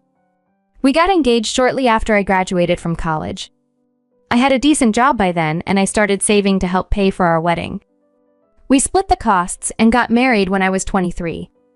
However, the next 5 years were rocky. Leo often visited his parents and came back in a bad mood. Axel and Molly continued to taunt him, labeling me a gold digger despite my attempts to convince Leo to limit his interactions with them. Their harsh words slowly poisoned his perception of our relationship, leaving him convinced that no one could truly love him. Despite years of love and support, Leo remained suspicious. The constant need to prove my sincerity became exhausting. But the breaking point came on Leo's birthday. Preferring low-key celebrations, we had a quiet cake cutting at home. I gave him an expensive watch he had long wanted. He was thrilled with the gift, but my happiness faded when he suggested we visit his parents to show it off. Reluctantly, I went with him. At their house, Leo proudly showed off the watch to Molly and Axel. "Mom, Dad, look at this beautiful watch Ruby gave me. I've been wanting it for a while now. Isn't it gorgeous?" Molly responded with a hint of surprise. "Oh, did she now?" "Leo, it seems she does love you after all." We were quite concerned for a while there. "Don't get carried away, Axel," she cautioned. "She's a gold digger. She married our son because we own." Her words stung, echoing the ongoing challenge I faced, loving a man whose family could not see past their own skepticism. The tension was palpable as Axel offhandedly remarked, "Yeah, you're right." I almost forgot that the house is the only reason Ruby married Leo. I couldn't believe my ears. "Excuse me? Why do you think I married your son? For your house?" I asked, incredulous. "Well, you were just living in an apartment after working for 4 years. Besides, Leo is much older than you. Why else would you marry him if not for something he has?" Axel replied, his tone cynical. "I'm sure our $310,000 house was always an attraction, if not his money." I responded firmly. "I married your son because I love him. All your theories about my so-called gold-digging intentions are wrong. Leo knows the truth and he will tell you that, won't you, Leo?" To my utter dismay, Leo remained silent. His lack of response was shocking. He avoided eye contact and said nothing in my defense. I couldn't understand his silence. "Leo, why are you not saying anything? Your parents have always thought I was a gold digger. How will they ever see the real me if you don't tell them they're wrong?" I pressed him, hoping he would finally speak up. Leo hesitated, then muttered, "I don't know what you want me to say, Ruby. I don't know if my parents are off the mark. There might be a possibility that you're after this house. Are you serious right now, Leo? You believe I married you for your assets?" I was astounded by his suspicion. Molly chimed in. "He's not wrong to think like that. It's suspicious that you've never considered buying a house. You haven't even discussed it with him. For someone renting a place, owning a house should have been a priority." "Yeah, it should be a priority, but you've chosen not to work toward owning a house. Our place is expensive, and you can't afford something like this even if you tried.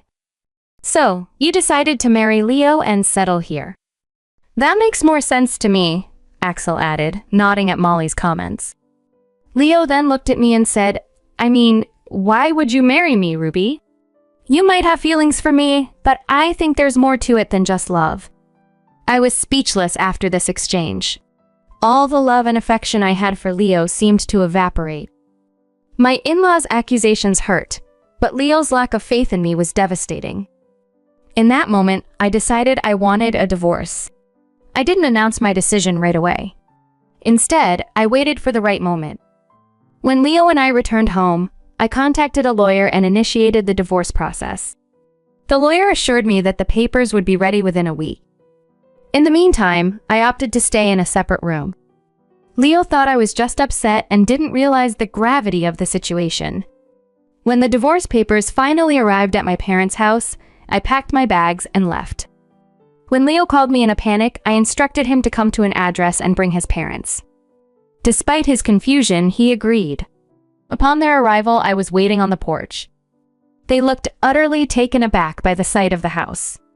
You must be wondering why I brought you here, I said as we stood in front of the impressive house. It's a beautiful property, isn't it? No one can compare their home to this. It's worth around $3 million in today's market, not to mention the furniture inside, which adds even more value. Come in and let's talk inside. I can't explain everything from my porch. As I led them through the door, their astonishment grew with each step into the opulent interior. The house's owners had clearly spared no expense. We settled into the plush living room, and I took a deep breath before breaking the news. I've reached a decision, and that's why you're here, I began, my voice steady. I filed for divorce. Here are the papers. We can proceed with an uncontested divorce if you agree. Leo, confused and concerned, managed to ask, I don't understand. Why are you filing for divorce? Because you and your parents believe I'm a gold digger, I replied, the frustration evident in my voice. You think I'm after your house, right? Despite my assurances, you refuse to listen. So, I'm sparing you from my gold-digging self by divorcing. It seems that's what everyone wants. That's ridiculous. You're considering divorce just because my parents spoke the truth? We didn't say anything untrue. Why the dramatics? Leo's disbelief was palpable. I think this is for the best, his mother chimed in, her face unreadable. Leo, if she's adamant, you should sign the papers. At least then you'll find someone who truly loves you. Why did you bring us to this house? Do you expect me to buy this for you as part of our divorce settlement? Leo's accusation hung in the air, heavy with suspicion. Why would I need you to buy this house, Leo? This house is already mine, I answered calmly, watching the shock spread across their faces. How on earth can you afford a house like this? You're renting and your job isn't enough to cover this. Stop lying to us, Leo's father demanded, his tone sharp. I'm not lying, Leo. Remember when I mentioned that my parents left me some inheritance? Well, this is the house I was talking about. It's under a trust now, but I'll officially inherit it when I turn 27. I don't work a high-paying job because I have a trust fund waiting for me. That's impossible. Your parents passed away a long time ago. They should have let you have the house earlier, Leo retorted, still in disbelief. Well, you see, my parents were aware of the potential leeches I might attract, so they instructed me never to disclose the house or the trust fund to anyone, I explained. Call it foresight, but they knew someone could exploit me. Hence, they placed everything in a trust to keep it safe until I reached 30. By then, I'd hopefully be settled with someone who genuinely cared about me, not my inheritance. Oh my God, Ruby, you should have told us about your wealth, they murmured, their earlier accusations now replaced by a stunned realization of their misunderstanding. We had no idea you owned such a sizable house, they remarked, looking around the spacious interior. We could all live very comfortably here. You really should have shared that sooner. We thought you were just after our house. We could have avoided all these misunderstandings. I always knew Ruby was perfect for Leo. I've been saying she's a great woman. Look how wealthy she is. Leo really found a great match. they added, their tone changing noticeably. Hearing this, I couldn't help but laugh.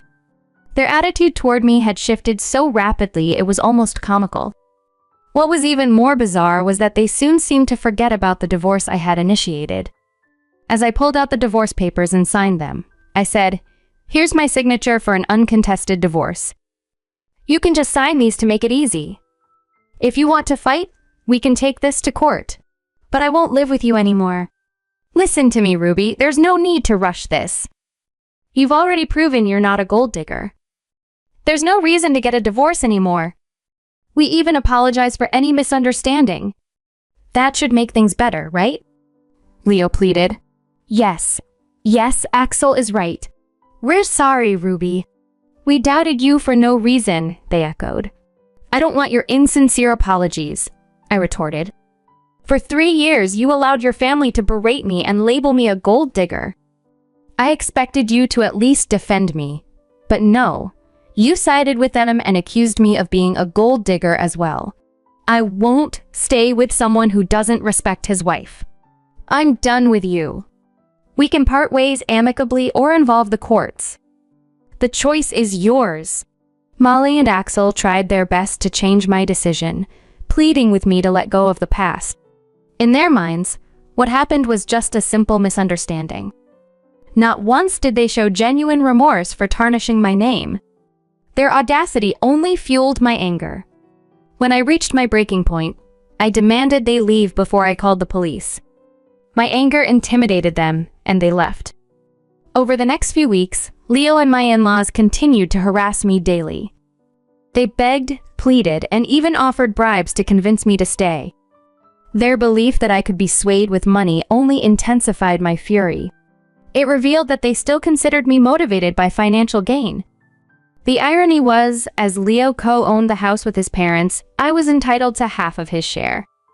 This realization fueled their desperation for reconciliation. Despite their attempts, I remained steadfast in my decision to part ways. I relocated all my belongings to my parents' house, asserting my right to stay there even before officially taking ownership.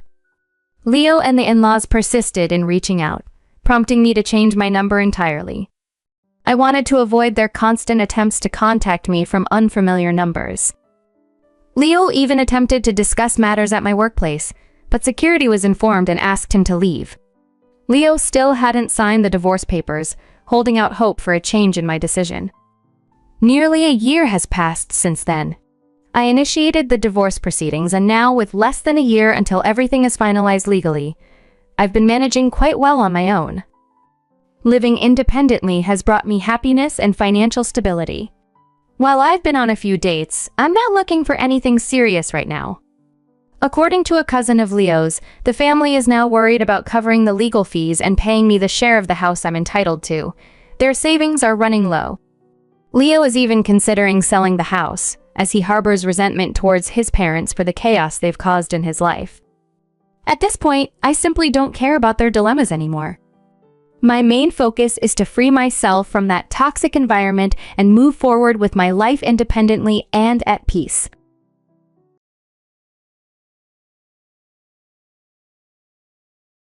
Isabella, 19, narrates her heart-wrenching story, beginning with the loss of her parents in a tragic accident during her high school years. This devastating event left her impoverished and struggling to find a way forward. Her then-boyfriend Henry, also 19 and a college student, promised to support her, dismissing the importance of education and vowing to ensure her happiness. They married young, driven by their circumstances. Isabella had to halt her education and work to support herself, while Henry pursued his studies. Initially, Henry's assurance seemed genuine. He comforted Isabella, promising that her lack of formal education wouldn't matter, and they would build a happy life together. Encouraged by his words, Isabella abandoned her job when she became pregnant, focusing on supporting Henry as he studied for the CPA exam, a qualification he believed would secure their future. However, their plans crumbled when Henry failed the exam. Disheartened and unable to cope with his failure, Henry's demeanor changed drastically. He withdrew into himself and, in moments of frustration, lashed out at Isabella, calling her a high school dropout and belittling her contributions. His once supportive nature vanished, replaced by bitterness and resentment. Their relationship strained further when their daughter distanced herself from Isabella, aligning more with her father. Feeling betrayed by both her husband and daughter, Isabella, overwhelmed by disappointment and heartache, contemplates revenge, reflecting on the deep betrayals that reshaped her life. This story is a somber exploration of how promises made in moments of crisis can falter and the painful consequences that follow when they do. Isabella's story took a turn for the worse as her relationship with Henry, once filled with warmth and understanding, deteriorated sharply. The early affection Henry had shown was now a distant memory, replaced by harsh criticism and frequent insults. "You're just a high school dropout, stay quiet, you idiot," became Henry's go-to phrases, especially when he was upset. His harsh words grew more frequent, often shouted in front of their young daughter, Luna, further adding to the tension. Despite the constant belittling, Henry never directed his anger towards Luna, which was Isabella's only consolation. After Henry decided to forego the CPA exam in favor of a regular job, he began spending more time with Luna, excluding Isabella from their outings. Feeling isolated, Isabella found a job that was compatible with having a child, which unfortunately reduced her time with Luna even further. Unbeknownst to Isabella, this arrangement was setting the stage for a devastating outcome. Years passed, and on Isabella's 37th birthday day, Henry had long ceased to acknowledge she decided to buy 3 cakes, hoping to share a simple celebration with her family. Returning home, she announced, "I'm home. Sorry I'm late, but I brought cake." Henry, however, completely ignored her. What was typically a dismissive attitude felt unusually cold that day. Before Isabella could process the situation, Henry handed her divorce papers, stating coldly, "Sign these? It's your last birthday gift from me." Stunned, Isabella protested. "Wait, what?" This isn't funny, even as a joke. But Henry's response was chilling. "A joke? No way. You're useless to me now. You were young and pretty before, so I stayed with you. Now, you're just a 37-year-old dropout." These words cut deep, revealing the cruel shift in Henry's feelings towards her over the years. This moment crystallized the painful transformation of their relationship, from loving support to stark abandonment. I stood silently, feeling the weight of a heavy gaze. Turning towards the door, I saw Luna. She often overheard the harsh words Henry threw at me, but today was particularly sensitive. I couldn't bear her learning about the divorce this way. I tried to keep my voice steady. "Luna, I'm sorry. We're in the middle of an important talk. Could you please go to your room?" "Shut up, Grandma." Her words cut through the air, leaving me stunned. This was unlike her. "Just so you know, I don't see you as my mother. You always hid behind work, neglecting me. You're just a terrible person." I was taken aback. "Luna, I didn't neglect you. Your father was the one who always took you out, often without telling me. So, are you blaming Dad? You were probably too busy with someone else," she retorted sharply. "Why would you think that?" "Luna, please listen." "Shut up. You're not my family." Her eyes burned with an anger I hadn't seen before. Henry stood aside, smirking, as if he had orchestrated the entire scene. My heart sank. Even after numerous attempts to explain, neither Henry nor Luna would listen. On my 37th birthday, amidst the turmoil of a failing marriage and a rebellious child, I felt utterly displaced. Since marrying Henry and having Luna, I had devoted myself to them, juggling housework, childcare, and my job. Yet here I was, discarded. "Take your share of the assets, but Luna stays with me." "Leave now," Henry demanded, his words pushing me out of the home we built together. Tears streaming down my face, I found myself alone, renting an apartment with the little savings I'd scraped together. Lying on the floor, my tears flowed freely, a stark reminder of how deep my trust had been betrayed. They had diminished my education, my efforts to make them happy, and now my place in their lives. But as the days passed, my resolve hardened. I wasn't going to let this be the end. My first task was to pass the GED next, to tackle the entrance exams for college. With limited options and the need to support myself, the road ahead was daunting but necessary. My determination was fierce.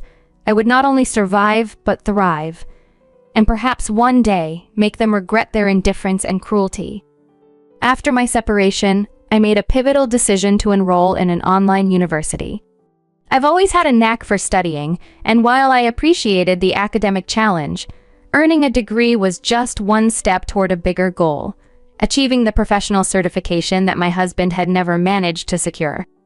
I remember sitting for the CPA exam for the first time, bewildered by the complex questions that seemed to dance mockingly on the paper before me. It was utterly disheartening. Yet, armed with guidance from university professors and inspired by accounts of those who had conquered this mountain before, I persisted. There were moments I nearly surrendered to defeat, but the burning need to prove my ex-husband wrong fueled my resolve. 4 years of tireless dedication later, I passed the CPA exam. My joy was immeasurable. All my efforts had crystallized into this significant achievement. 3 years of gathering diverse practical experiences followed, and finally, I landed a position at the consulting firm I had long admired. Today marked my first day. "My name is Isabella. Nice to meet you all," I announced to my new colleagues who looked on with interest. Among the faces was one unmistakably shocked. "You? What are you doing here?" It was Henry, my ex-husband, disbelief etched across his face. "Oh, it's been a while." "This can't be. There's no way you have that certification," he stammered as he approached, agitation clear in his voice. "What kind of dirty tricks did you use?" "Dirty tricks?" I studied, took the national exam, and passed. That's all there is to it. "That can't be. But you're just a high school dropout?" I finished for him, unfazed. At that moment, our boss, who had been observing quietly, intervened. "Henry, do you know Isabella?" Caught off guard, Henry pointed at me and blurted out, "Sir, she's lying about her credentials. She's definitely a low-education high school dropout." The boss looked puzzled. "What are you talking about?" "She graduated from college, got her certification, and gained experience. She's one of my former students. I know her background." "No way. So, what exactly is your relationship with Isabella Luna?" Frustrated by his refusal to understand, I decided to clarify. "We used to be married."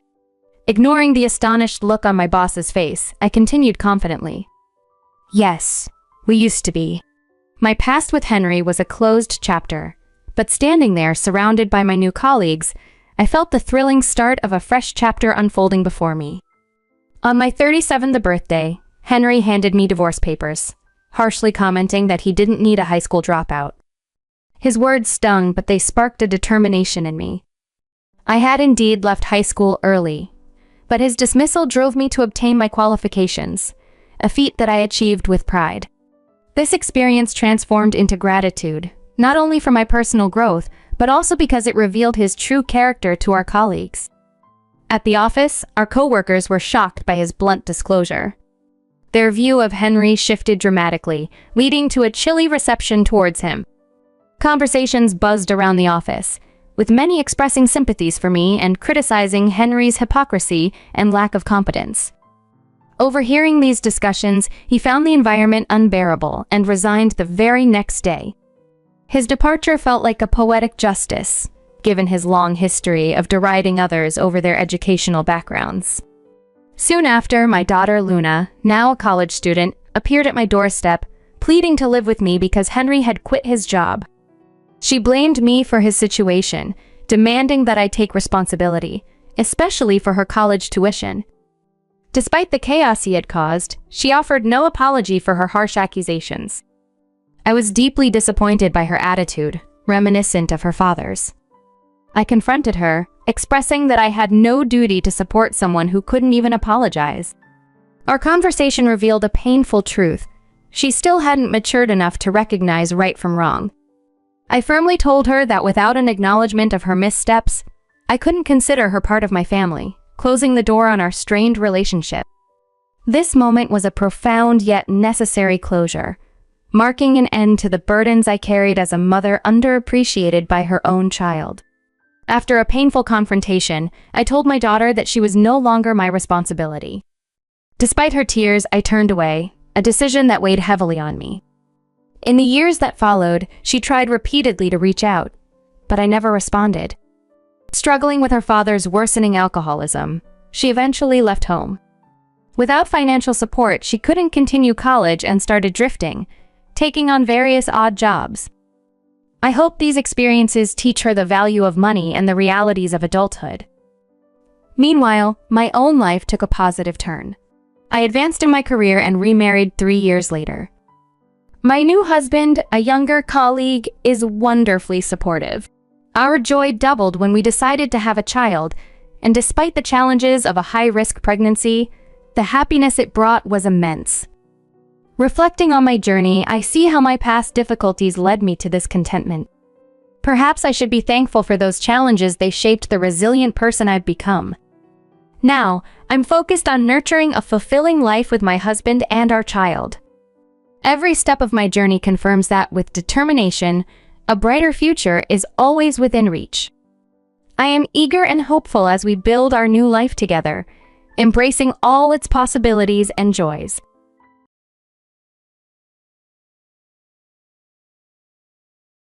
After Owen and I got engaged, we decided to move in together, which led to him inviting his mother to live with us without even asking me first.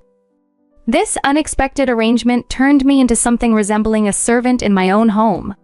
The situation worsened when I was involved in a severe traffic accident, leaving me with a potential permanent disability in my leg. To add insult to injury, the person responsible for the accident fled the scene and remains unaccounted for. During this critical time, instead of receiving support from Owen and his mother, they bombarded me with heartless remarks. They cruelly suggested that Owen should marry a decent wife and considered me a defective product because of my injury, implying I was no longer worthy of him. Shocked and hurt, I could do nothing but watch them leave the room, laughing cruelly as they dismissed my suffering. The pain of the broken engagement was excruciating, especially upon discovering that Owen was planning to marry another woman. This revelation sparked a fierce anger within me, igniting a resolve to not let this betrayal go unchallenged. My name is Layla, a 39-year-old housewife. Owen, who is 3 years my junior, and I had been engaged for a year after being introduced by my best friend, Ruby. He was an outgoing sports enthusiast, which attracted me as I've always been drawn to people who are different from me. We connected deeply over our shared experience of losing parents at a young age and quickly planned to marry. Living together, however, exposed a different side of Owen. A former footballer, he had a large build and a voracious appetite. Initially, I found joy in watching him enjoy the meals we shared when dining out. But at home, his excessive eating began to strain our relationship. Despite working full-time and often coming home late, I would find that Owen had eaten not only his dinner, but mine as well. Even when I prepared meals sufficient for several people, they would be gone by the time I returned home. Owen's behavior extended to our meals together, where he would unapologetically take food from my plate, dismissing my protests with a laugh and a half-hearted apology. With his lack of cooking skills, I found myself responsible for all the meal planning, shopping, and cooking. As much as I wanted to accommodate his appetite, there were limits to how much I could prepare and store. Despite leaving notes pleading with him not to consume certain items reserved for my lunches, he would ignore them. In retrospect, I realized that tolerating his behavior without expressing my frustration was a mistake. It's clear now that living together not only revealed Owen's true nature, but also highlighted the depth of my own patience and the breaking point of my tolerance. 8 months into living together, during a routine health checkup, Owen was diagnosed as overweight and with high blood sugar. I suggested he might want to cut back on his eating. Owen responded confidently, puffing out his chest. "A man should be big. It looks more imposing. Women need to be slim, though." I was confused and asked him what he meant. With a smirk, Owen retorted, "You know, Layla, it would be embarrassing if you got any fatter. I'll eat for you." Before I could protest that I was actually of average weight, Owen reached over and devoured a large portion of a limited edition pudding from a popular store. All that was left was a thin layer clinging to the bottom of the cup. This pudding is really good. Buy some more, will you? It's a hassle to queue up, so please do it, Layla. He walked away from the table, leaving me to manage my irritation alone. Later, his mother called. Layla, what time will you be home tomorrow? Probably after 6:55 p.m., I replied, curious about her question. I shared with her the pudding incident, but instead of sympathy, she scolded me. Owen happily eats your terrible cooking. How dare you complain? He even eats all the side dishes and raids the food at home. When I gently protested, she snapped back. Owen works hard, so let him eat plenty. You're barely working a decent job anyway. She hung up, leaving me stunned and hurt. As time went on, Owen's arrogance seemed to grow. Initially, he had helped with some household chores, but after 8 months, he stopped altogether. Owen, when I come home late, please bring in the laundry as we agreed before. I'd also like you to clean the bathroom, I requested one evening. Lounging on the sofa and absorbed in his phone, he replied dismissively, I'm beat when I get home from work. I'm hungry too. You should handle that stuff. I'm tired too, Owen. We decided this from the start, I protested. Owen frowned and cut me off. Stop nagging. I work at a major company and earn more than you do. Besides, you're a woman. You should be able to juggle housework and your job. Everyone else does. If Owen became upset, he would ignore me for days, and it was always up to me to apologize to end the silence. Then, unexpectedly, my mother-in-law moved in without any prior discussion. I was speechless when I came home to find large boxes and my mother-in-law seated next to Owen, both watching TV and laughing. She'd occasionally visited before, but now her car was in the parking lot on a weekday, and it was clear something was up. Oh, Layla, welcome home. Please make dinner quickly. I'm hungry, she said casually. Owen, a moment? I asked, pulling him into the hallway. What's with the boxes? It should be obvious. These are my mom's moving boxes. From today, we'll be living together, so please be nice. This is so sudden. It's troubling, I protested. Owen frowned unhappily. It's fine. We were going to live together once we got married anyway, so I had her come over earlier. Overhearing our conversation, my mother-in-law added, He's the eldest son. It's common sense. Why do you need your permission? Owen nodded in agreement, arms crossed. Once they teamed up against me, I felt utterly disheartened. From then on, my days became hellish. My mother-in-law naturally assumed no household chores and would complain about every cup of coffee I made, either too lukewarm or too weak. She was also messy, leaving empty snack bags and beer cans around and failing to dispose of the cardboard boxes from her online shopping orders. I found myself constantly cleaning up after her, adding to my growing frustrations with our living situation. Despite her imposing presence in our home, my mother-in-law did not contribute to groceries or utilities, yet she constantly made demands and complaints. Layla, I heard you told Owen to help with the household chores. He's tired from work. Let him relax, she would say. I worked full-time as well and believed that sharing household duties was reasonable for working couples. When I expressed this, her expression turned fierce. Who do you think you are? Don't act so high and mighty when you earn less than Owen. That's right. If you want to have an opinion, earn more than me first. With my mother-in-law firmly on his side, Owen's arrogance grew as we neared the first anniversary of living together. I regretted rushing into living together and booking a wedding venue so quickly after his proposal. The excitement of the moment blinded me to the practicalities of our compatibility. Now, imagining a happy married life with Owen and his mother seemed impossible. When I had introduced Owen to my foster parents, my aunt and uncle, they were overjoyed, as thrilled as if their own daughter was getting married. If he works at that company, that's reassuring.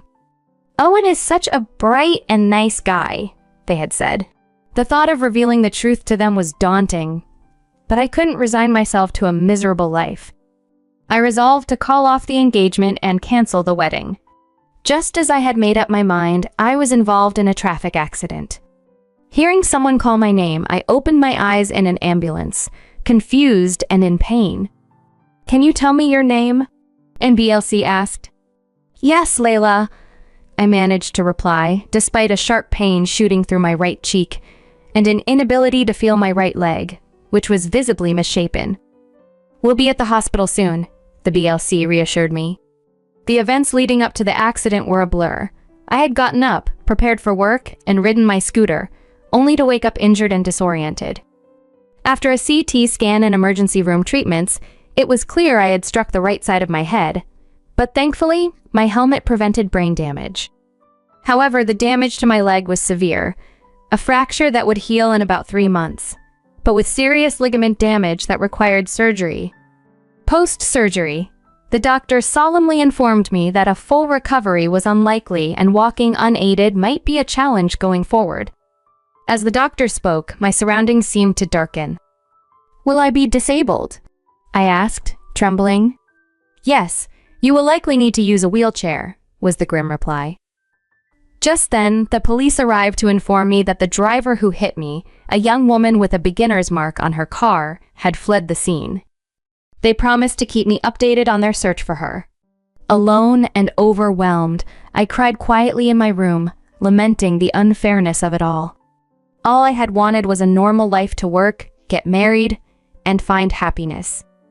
Now, even crying was a struggle with my legs suspended. Fortunately, I had a private room due to a lack of vacancies in the general ward. Before the surgery, I had messaged my family and a few close contacts, including Owen, to inform them of my situation.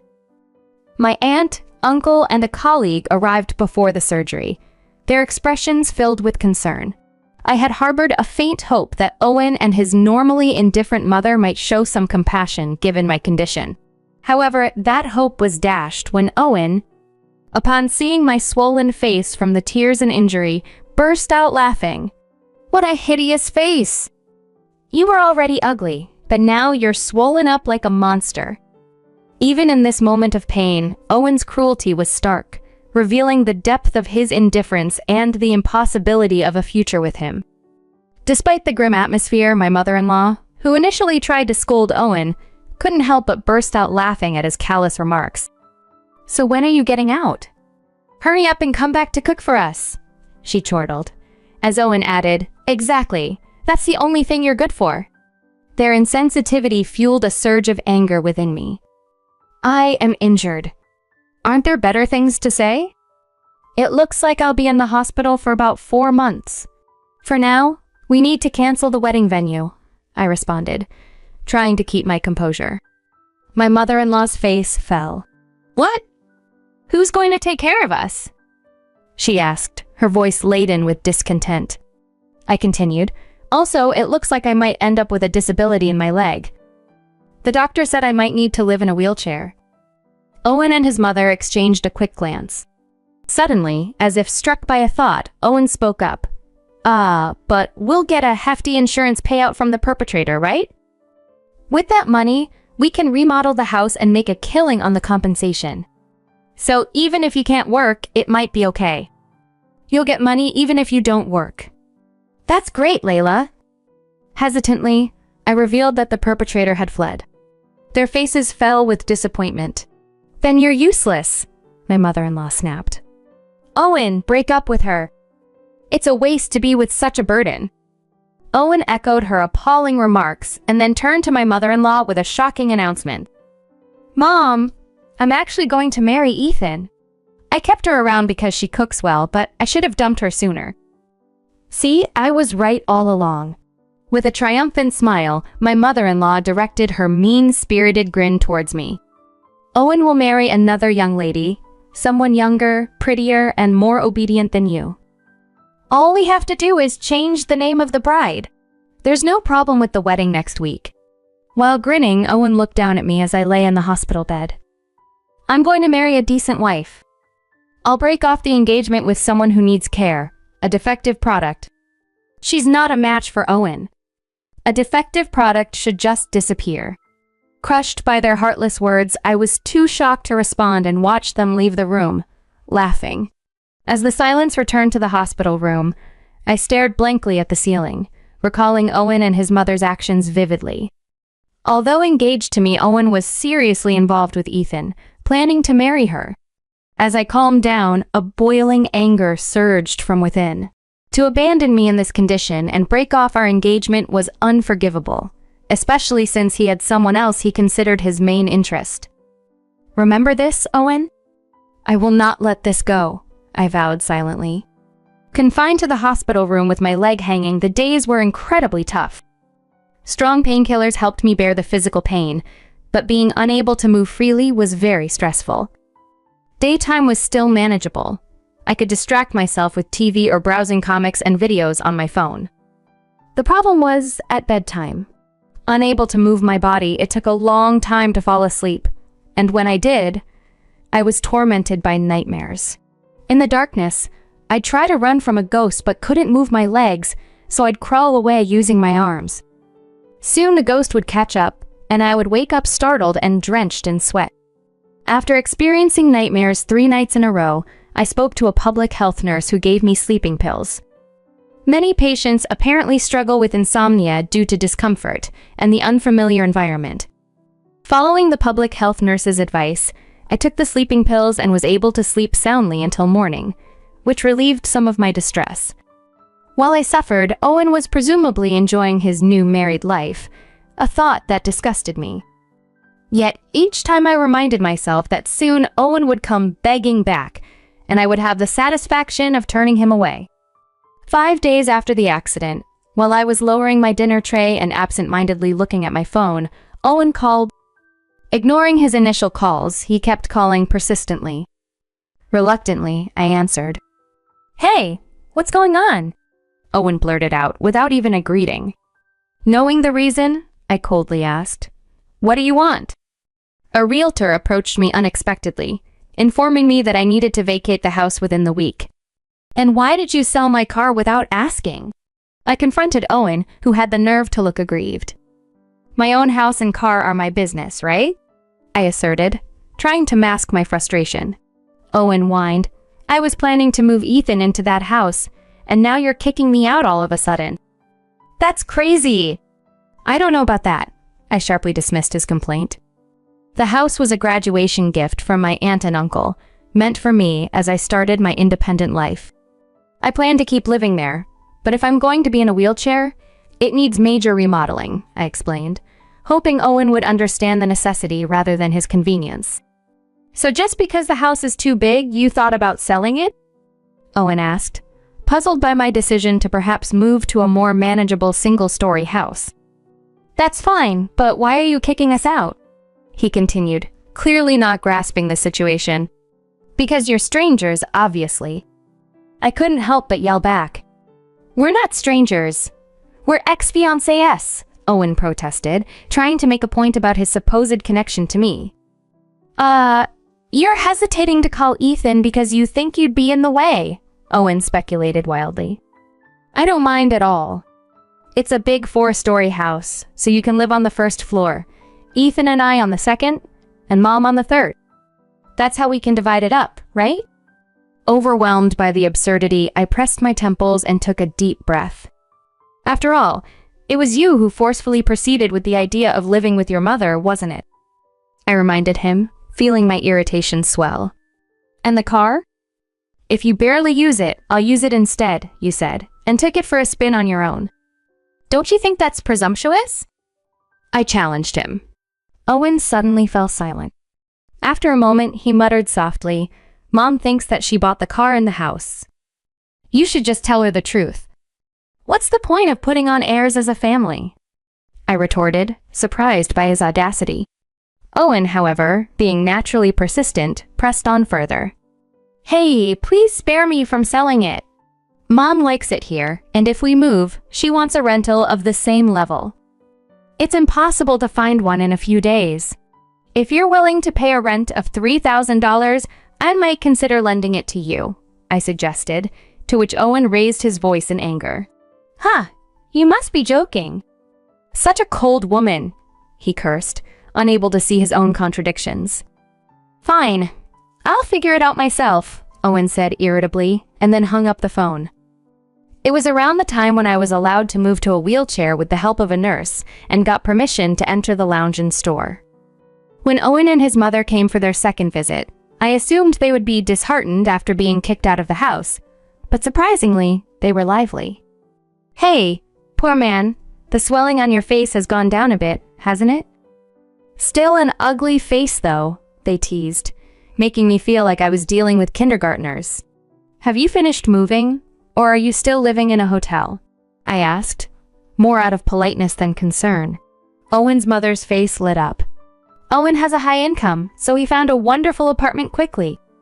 A new apartment on the 17th floor, the night view is beautiful." "That's good to hear," I replied monotonously, while Owen spread a vulgar smile and teased, "With those legs, you must be out of a job, right? If the perpetrator isn't found, you'll have to pay all the hospital and outpatient fees yourself." Though I wanted to retort that the high-cost medical system reduces the personal burden, it felt too exhausting to argue, so I kept quiet. His mother's voice became cheerful. "You've always had bad behavior. It's all your own doing. A defective product should just cling to disability benefits and live poor forever. I'm enjoying newlywed life with Ethan. Unlike you, she's obedient to Mom. Even if I eat a lot, she doesn't make a face. She's such a good daughter-in-law. I'm looking forward to grandchildren. If you have no business here, could you please leave?" I said wearily, and both his mother and Owen were outraged. "We came to visit you, and you're still as unpleasant as ever. That arrogant attitude of yours is your flaw. That's why I broke off our engagement." I had imagined unleashing my anger when I finally met the perpetrator, but when the moment arrived, the words simply wouldn't come. Despite the deep resentment and anger I felt for being left in such a state, her genuine remorse softened my reaction, and I found myself unable to berate her. She bowed deeply and then left the room quietly. Owen, unable to mask his disdain, remarked, "What a bore. She's been hiding all this time, and you would have to pay out of your own pocket if it continued." "Owen, the chance of catching a hit and run offender is 67%, his mother interjected, trying to sound informative. "Arrests often come from witness reports like license plate sightings. So, she would have been caught sooner or later, huh?" Owen realized, somewhat relieved. "That's right. Also, apart from compensation, you'll receive the hospital allowance, won't you? You're the beneficiary of the life insurance after all." Indeed, in a moment of forgotten detail, I recalled that I had changed the insurance beneficiary to my fiancé, Owen, when we moved in together, never anticipating his betrayal. "You can't change the beneficiary when receiving it, so if Layla processes the insurance claim, it all goes to you, Owen," his mother pointed out with a sly grin, handing me a large envelope from the insurance company. "You must be bored during your hospital stay, right? You should read this again, Layla." "Thanks." I lucked out with such a generous ex-fiancé. After the cheerful pair left, I looked down at the life insurance documents and chuckled to myself. The irony was palpable. The following weekend, while chatting with my friend Ruby over bottled tea in the hospital room, the door suddenly swung open. Owen stormed in, his expression enraged, clutching his cell phone. "Layla, you did it, didn't you?" he accused. "Hey, a friend is visiting." "Please, can this wait?" I said, trying to remain calm. "Shut up. Look at this," he demanded, thrusting his phone at us. Ruby and I exchanged glances before peering at the cell phone screen. It displayed a lengthy, angry message from Ethan. "Owen, you were engaged to me, but you were also engaged to Layla. I can't believe you even lived together." No. It was Layla who kept pressuring me, and I just..." Owen replied in a flustered manner, scrambling for an excuse. "The mansion you showed me before was Layla's house, wasn't it? And the story about living in an apartment because it's being remodeled was a lie too. You big liar," Ethan confronted through text. "Sorry, Ethan. Please forgive me and smile. I can't trust you or your mother anymore," she continued, her message seething with anger. "By the way, who told you all this?" Owen's text showed his confusion. That doesn't matter. Also, did you decide to marry me because I'm a nurse? Because you thought I'd willingly take care of your mother in the future? Ethan's questions hit hard, revealing her realization of Owen's motives. It was true then. I'm not going to be some care worker from now on. That's why I'm divorcing you. I'll stamp the divorce papers and send them, so please submit them to the city office, she declared resolutely. Wait. I really love you, Ethan. I don't want to break up, Owen pleaded in desperation, but the conversation ended there. Owen, showing me the signed divorce papers, yelled at me with a furious expression. It must be your doing. You played dirty. Are you not jealous of my happiness? It was Ruby who burst out laughing, not me. After laughing heartily for a while and wiping the tears from her eyes, she looked at Owen with disdain. I was skeptical when Layla consulted me, but Owen, you really have a terrible personality. If I had known, I wouldn't have introduced her to you. Owen snapped at Ruby too. It's none of your business. I have something to discuss with Layla, just go home. I'm the one who told Ethan, Owen gasped, hearing the details from Ruby. The date of the ceremony and the traits of the spouse matched one of my subordinates. When I checked, it turned out to be true. Ruby stared at Owen with a stern look. It's infuriating to see a valued subordinate made unhappy, so after consulting with Layla, I revealed everything to her. Surprised by Owen's reaction, I spoke sharply. Ethan is the daughter of a friend of your mother, right? Hasn't she been swallowing all this consideration for her mother and your mother's relationship until now? It's good that she could. I responded calmly to the young woman's apology. Thank you for coming forward. I had imagined unleashing a storm of anger when I finally confronted the person responsible for my accident, but in the moment, I found myself speechless. The palpable remorse she displayed softened my initial feelings of resentment and fury. After she bowed deeply and left the room, the atmosphere shifted abruptly as Owen spoke with evident disgust. What a bore she's been hiding all this time. And you would have had to pay out of your pocket if it continued. Owen's mother, attempting to add her own wisdom, chimed in. Owen, you know the chance of catching a hit and run offender is about 67%. Arrests often come from witness reports like license plates. Owen mused, surprised, so she would have been caught sooner or later, huh? That's good. Also, apart from compensation, you'll receive the hospital allowance, won't you? You're the beneficiary of the life insurance after all. Caught off guard, I remembered I had changed the insurance beneficiary to my fiancé, Owen, when we moved in together, never imagining the scenario that unfolded. His mother pointedly added, You can't change the beneficiary while receiving it, so if Layla processes the insurance claim, it all goes to you, Owen. She handed me a large envelope from the insurance company with a smirk. You must be bored during your hospital stay, right? You should read this again, Layla. Thanks. I lucked out with such a generous ex-fiancé. After they left, I glanced down at the life insurance documents and chuckled to myself, amused by the absurdity of the situation.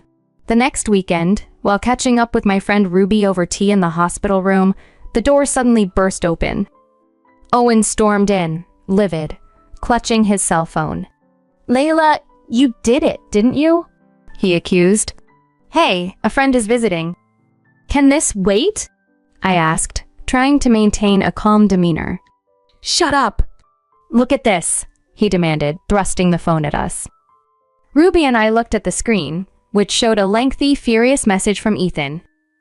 Owen, you were engaged to me, but you were also engaged to Layla. I can't believe you even lived together. Owen, flustered, tried to deflect. No. It was Layla who kept pressuring me, and I just... Ethan continued, The mansion you showed me before was Layla's house, wasn't it? And the story about living in an apartment because it's being remodeled was a lie too. You big liar. Owen scrambled to respond. Sorry, Ethan. Please forgive me and smile. I can't trust you or your mother anymore. Ethan cut him off, by the way. Who told you all this? Also, did you decide to marry me because I'm a nurse? Because you thought I'd willingly take care of your mother in the future? Owen, unable to come up with a convincing lie, confessed it was true then. I'm not going to be some care worker from now on. That's why I'm divorcing you. I'll stamp the divorce papers and send them, so please submit them to the city office. Ethan's message ended there, and Owen, showing me the signed divorce papers, yelled at me with a furious expression. It must be your doing! You played dirty. Are you not jealous of my happiness? Ruby, unable to contain herself, burst out laughing. After a hearty laugh and wiping tears from her eyes, she looked at Owen with disdain. I was skeptical when Layla consulted me, but Owen, you really have a terrible personality. If I had known, I wouldn't have introduced her to you. Owen snapped back. It's none of your business. I have something to discuss with Layla. Just go home. Ruby revealed, I'm the one who told Ethan, catching Owen off guard. The date of the ceremony and the traits of the spouse matched one of my subordinates. When I checked, it turned out to be true. Ruby's stern gaze fell on Owen. It's infuriating to see a valued subordinate made unhappy, so after consulting with Layla, I revealed everything to her. Surprised by Owen's stunned reaction, I chimed in. Ethan is the daughter of a friend of your mother, right? Hasn't she been enduring all this out of consideration for her mother and your mother's relationship until now? It's good that she could make a decision quickly. Owen's face contorted with frustration as his neck reddened. He shouted angrily at me.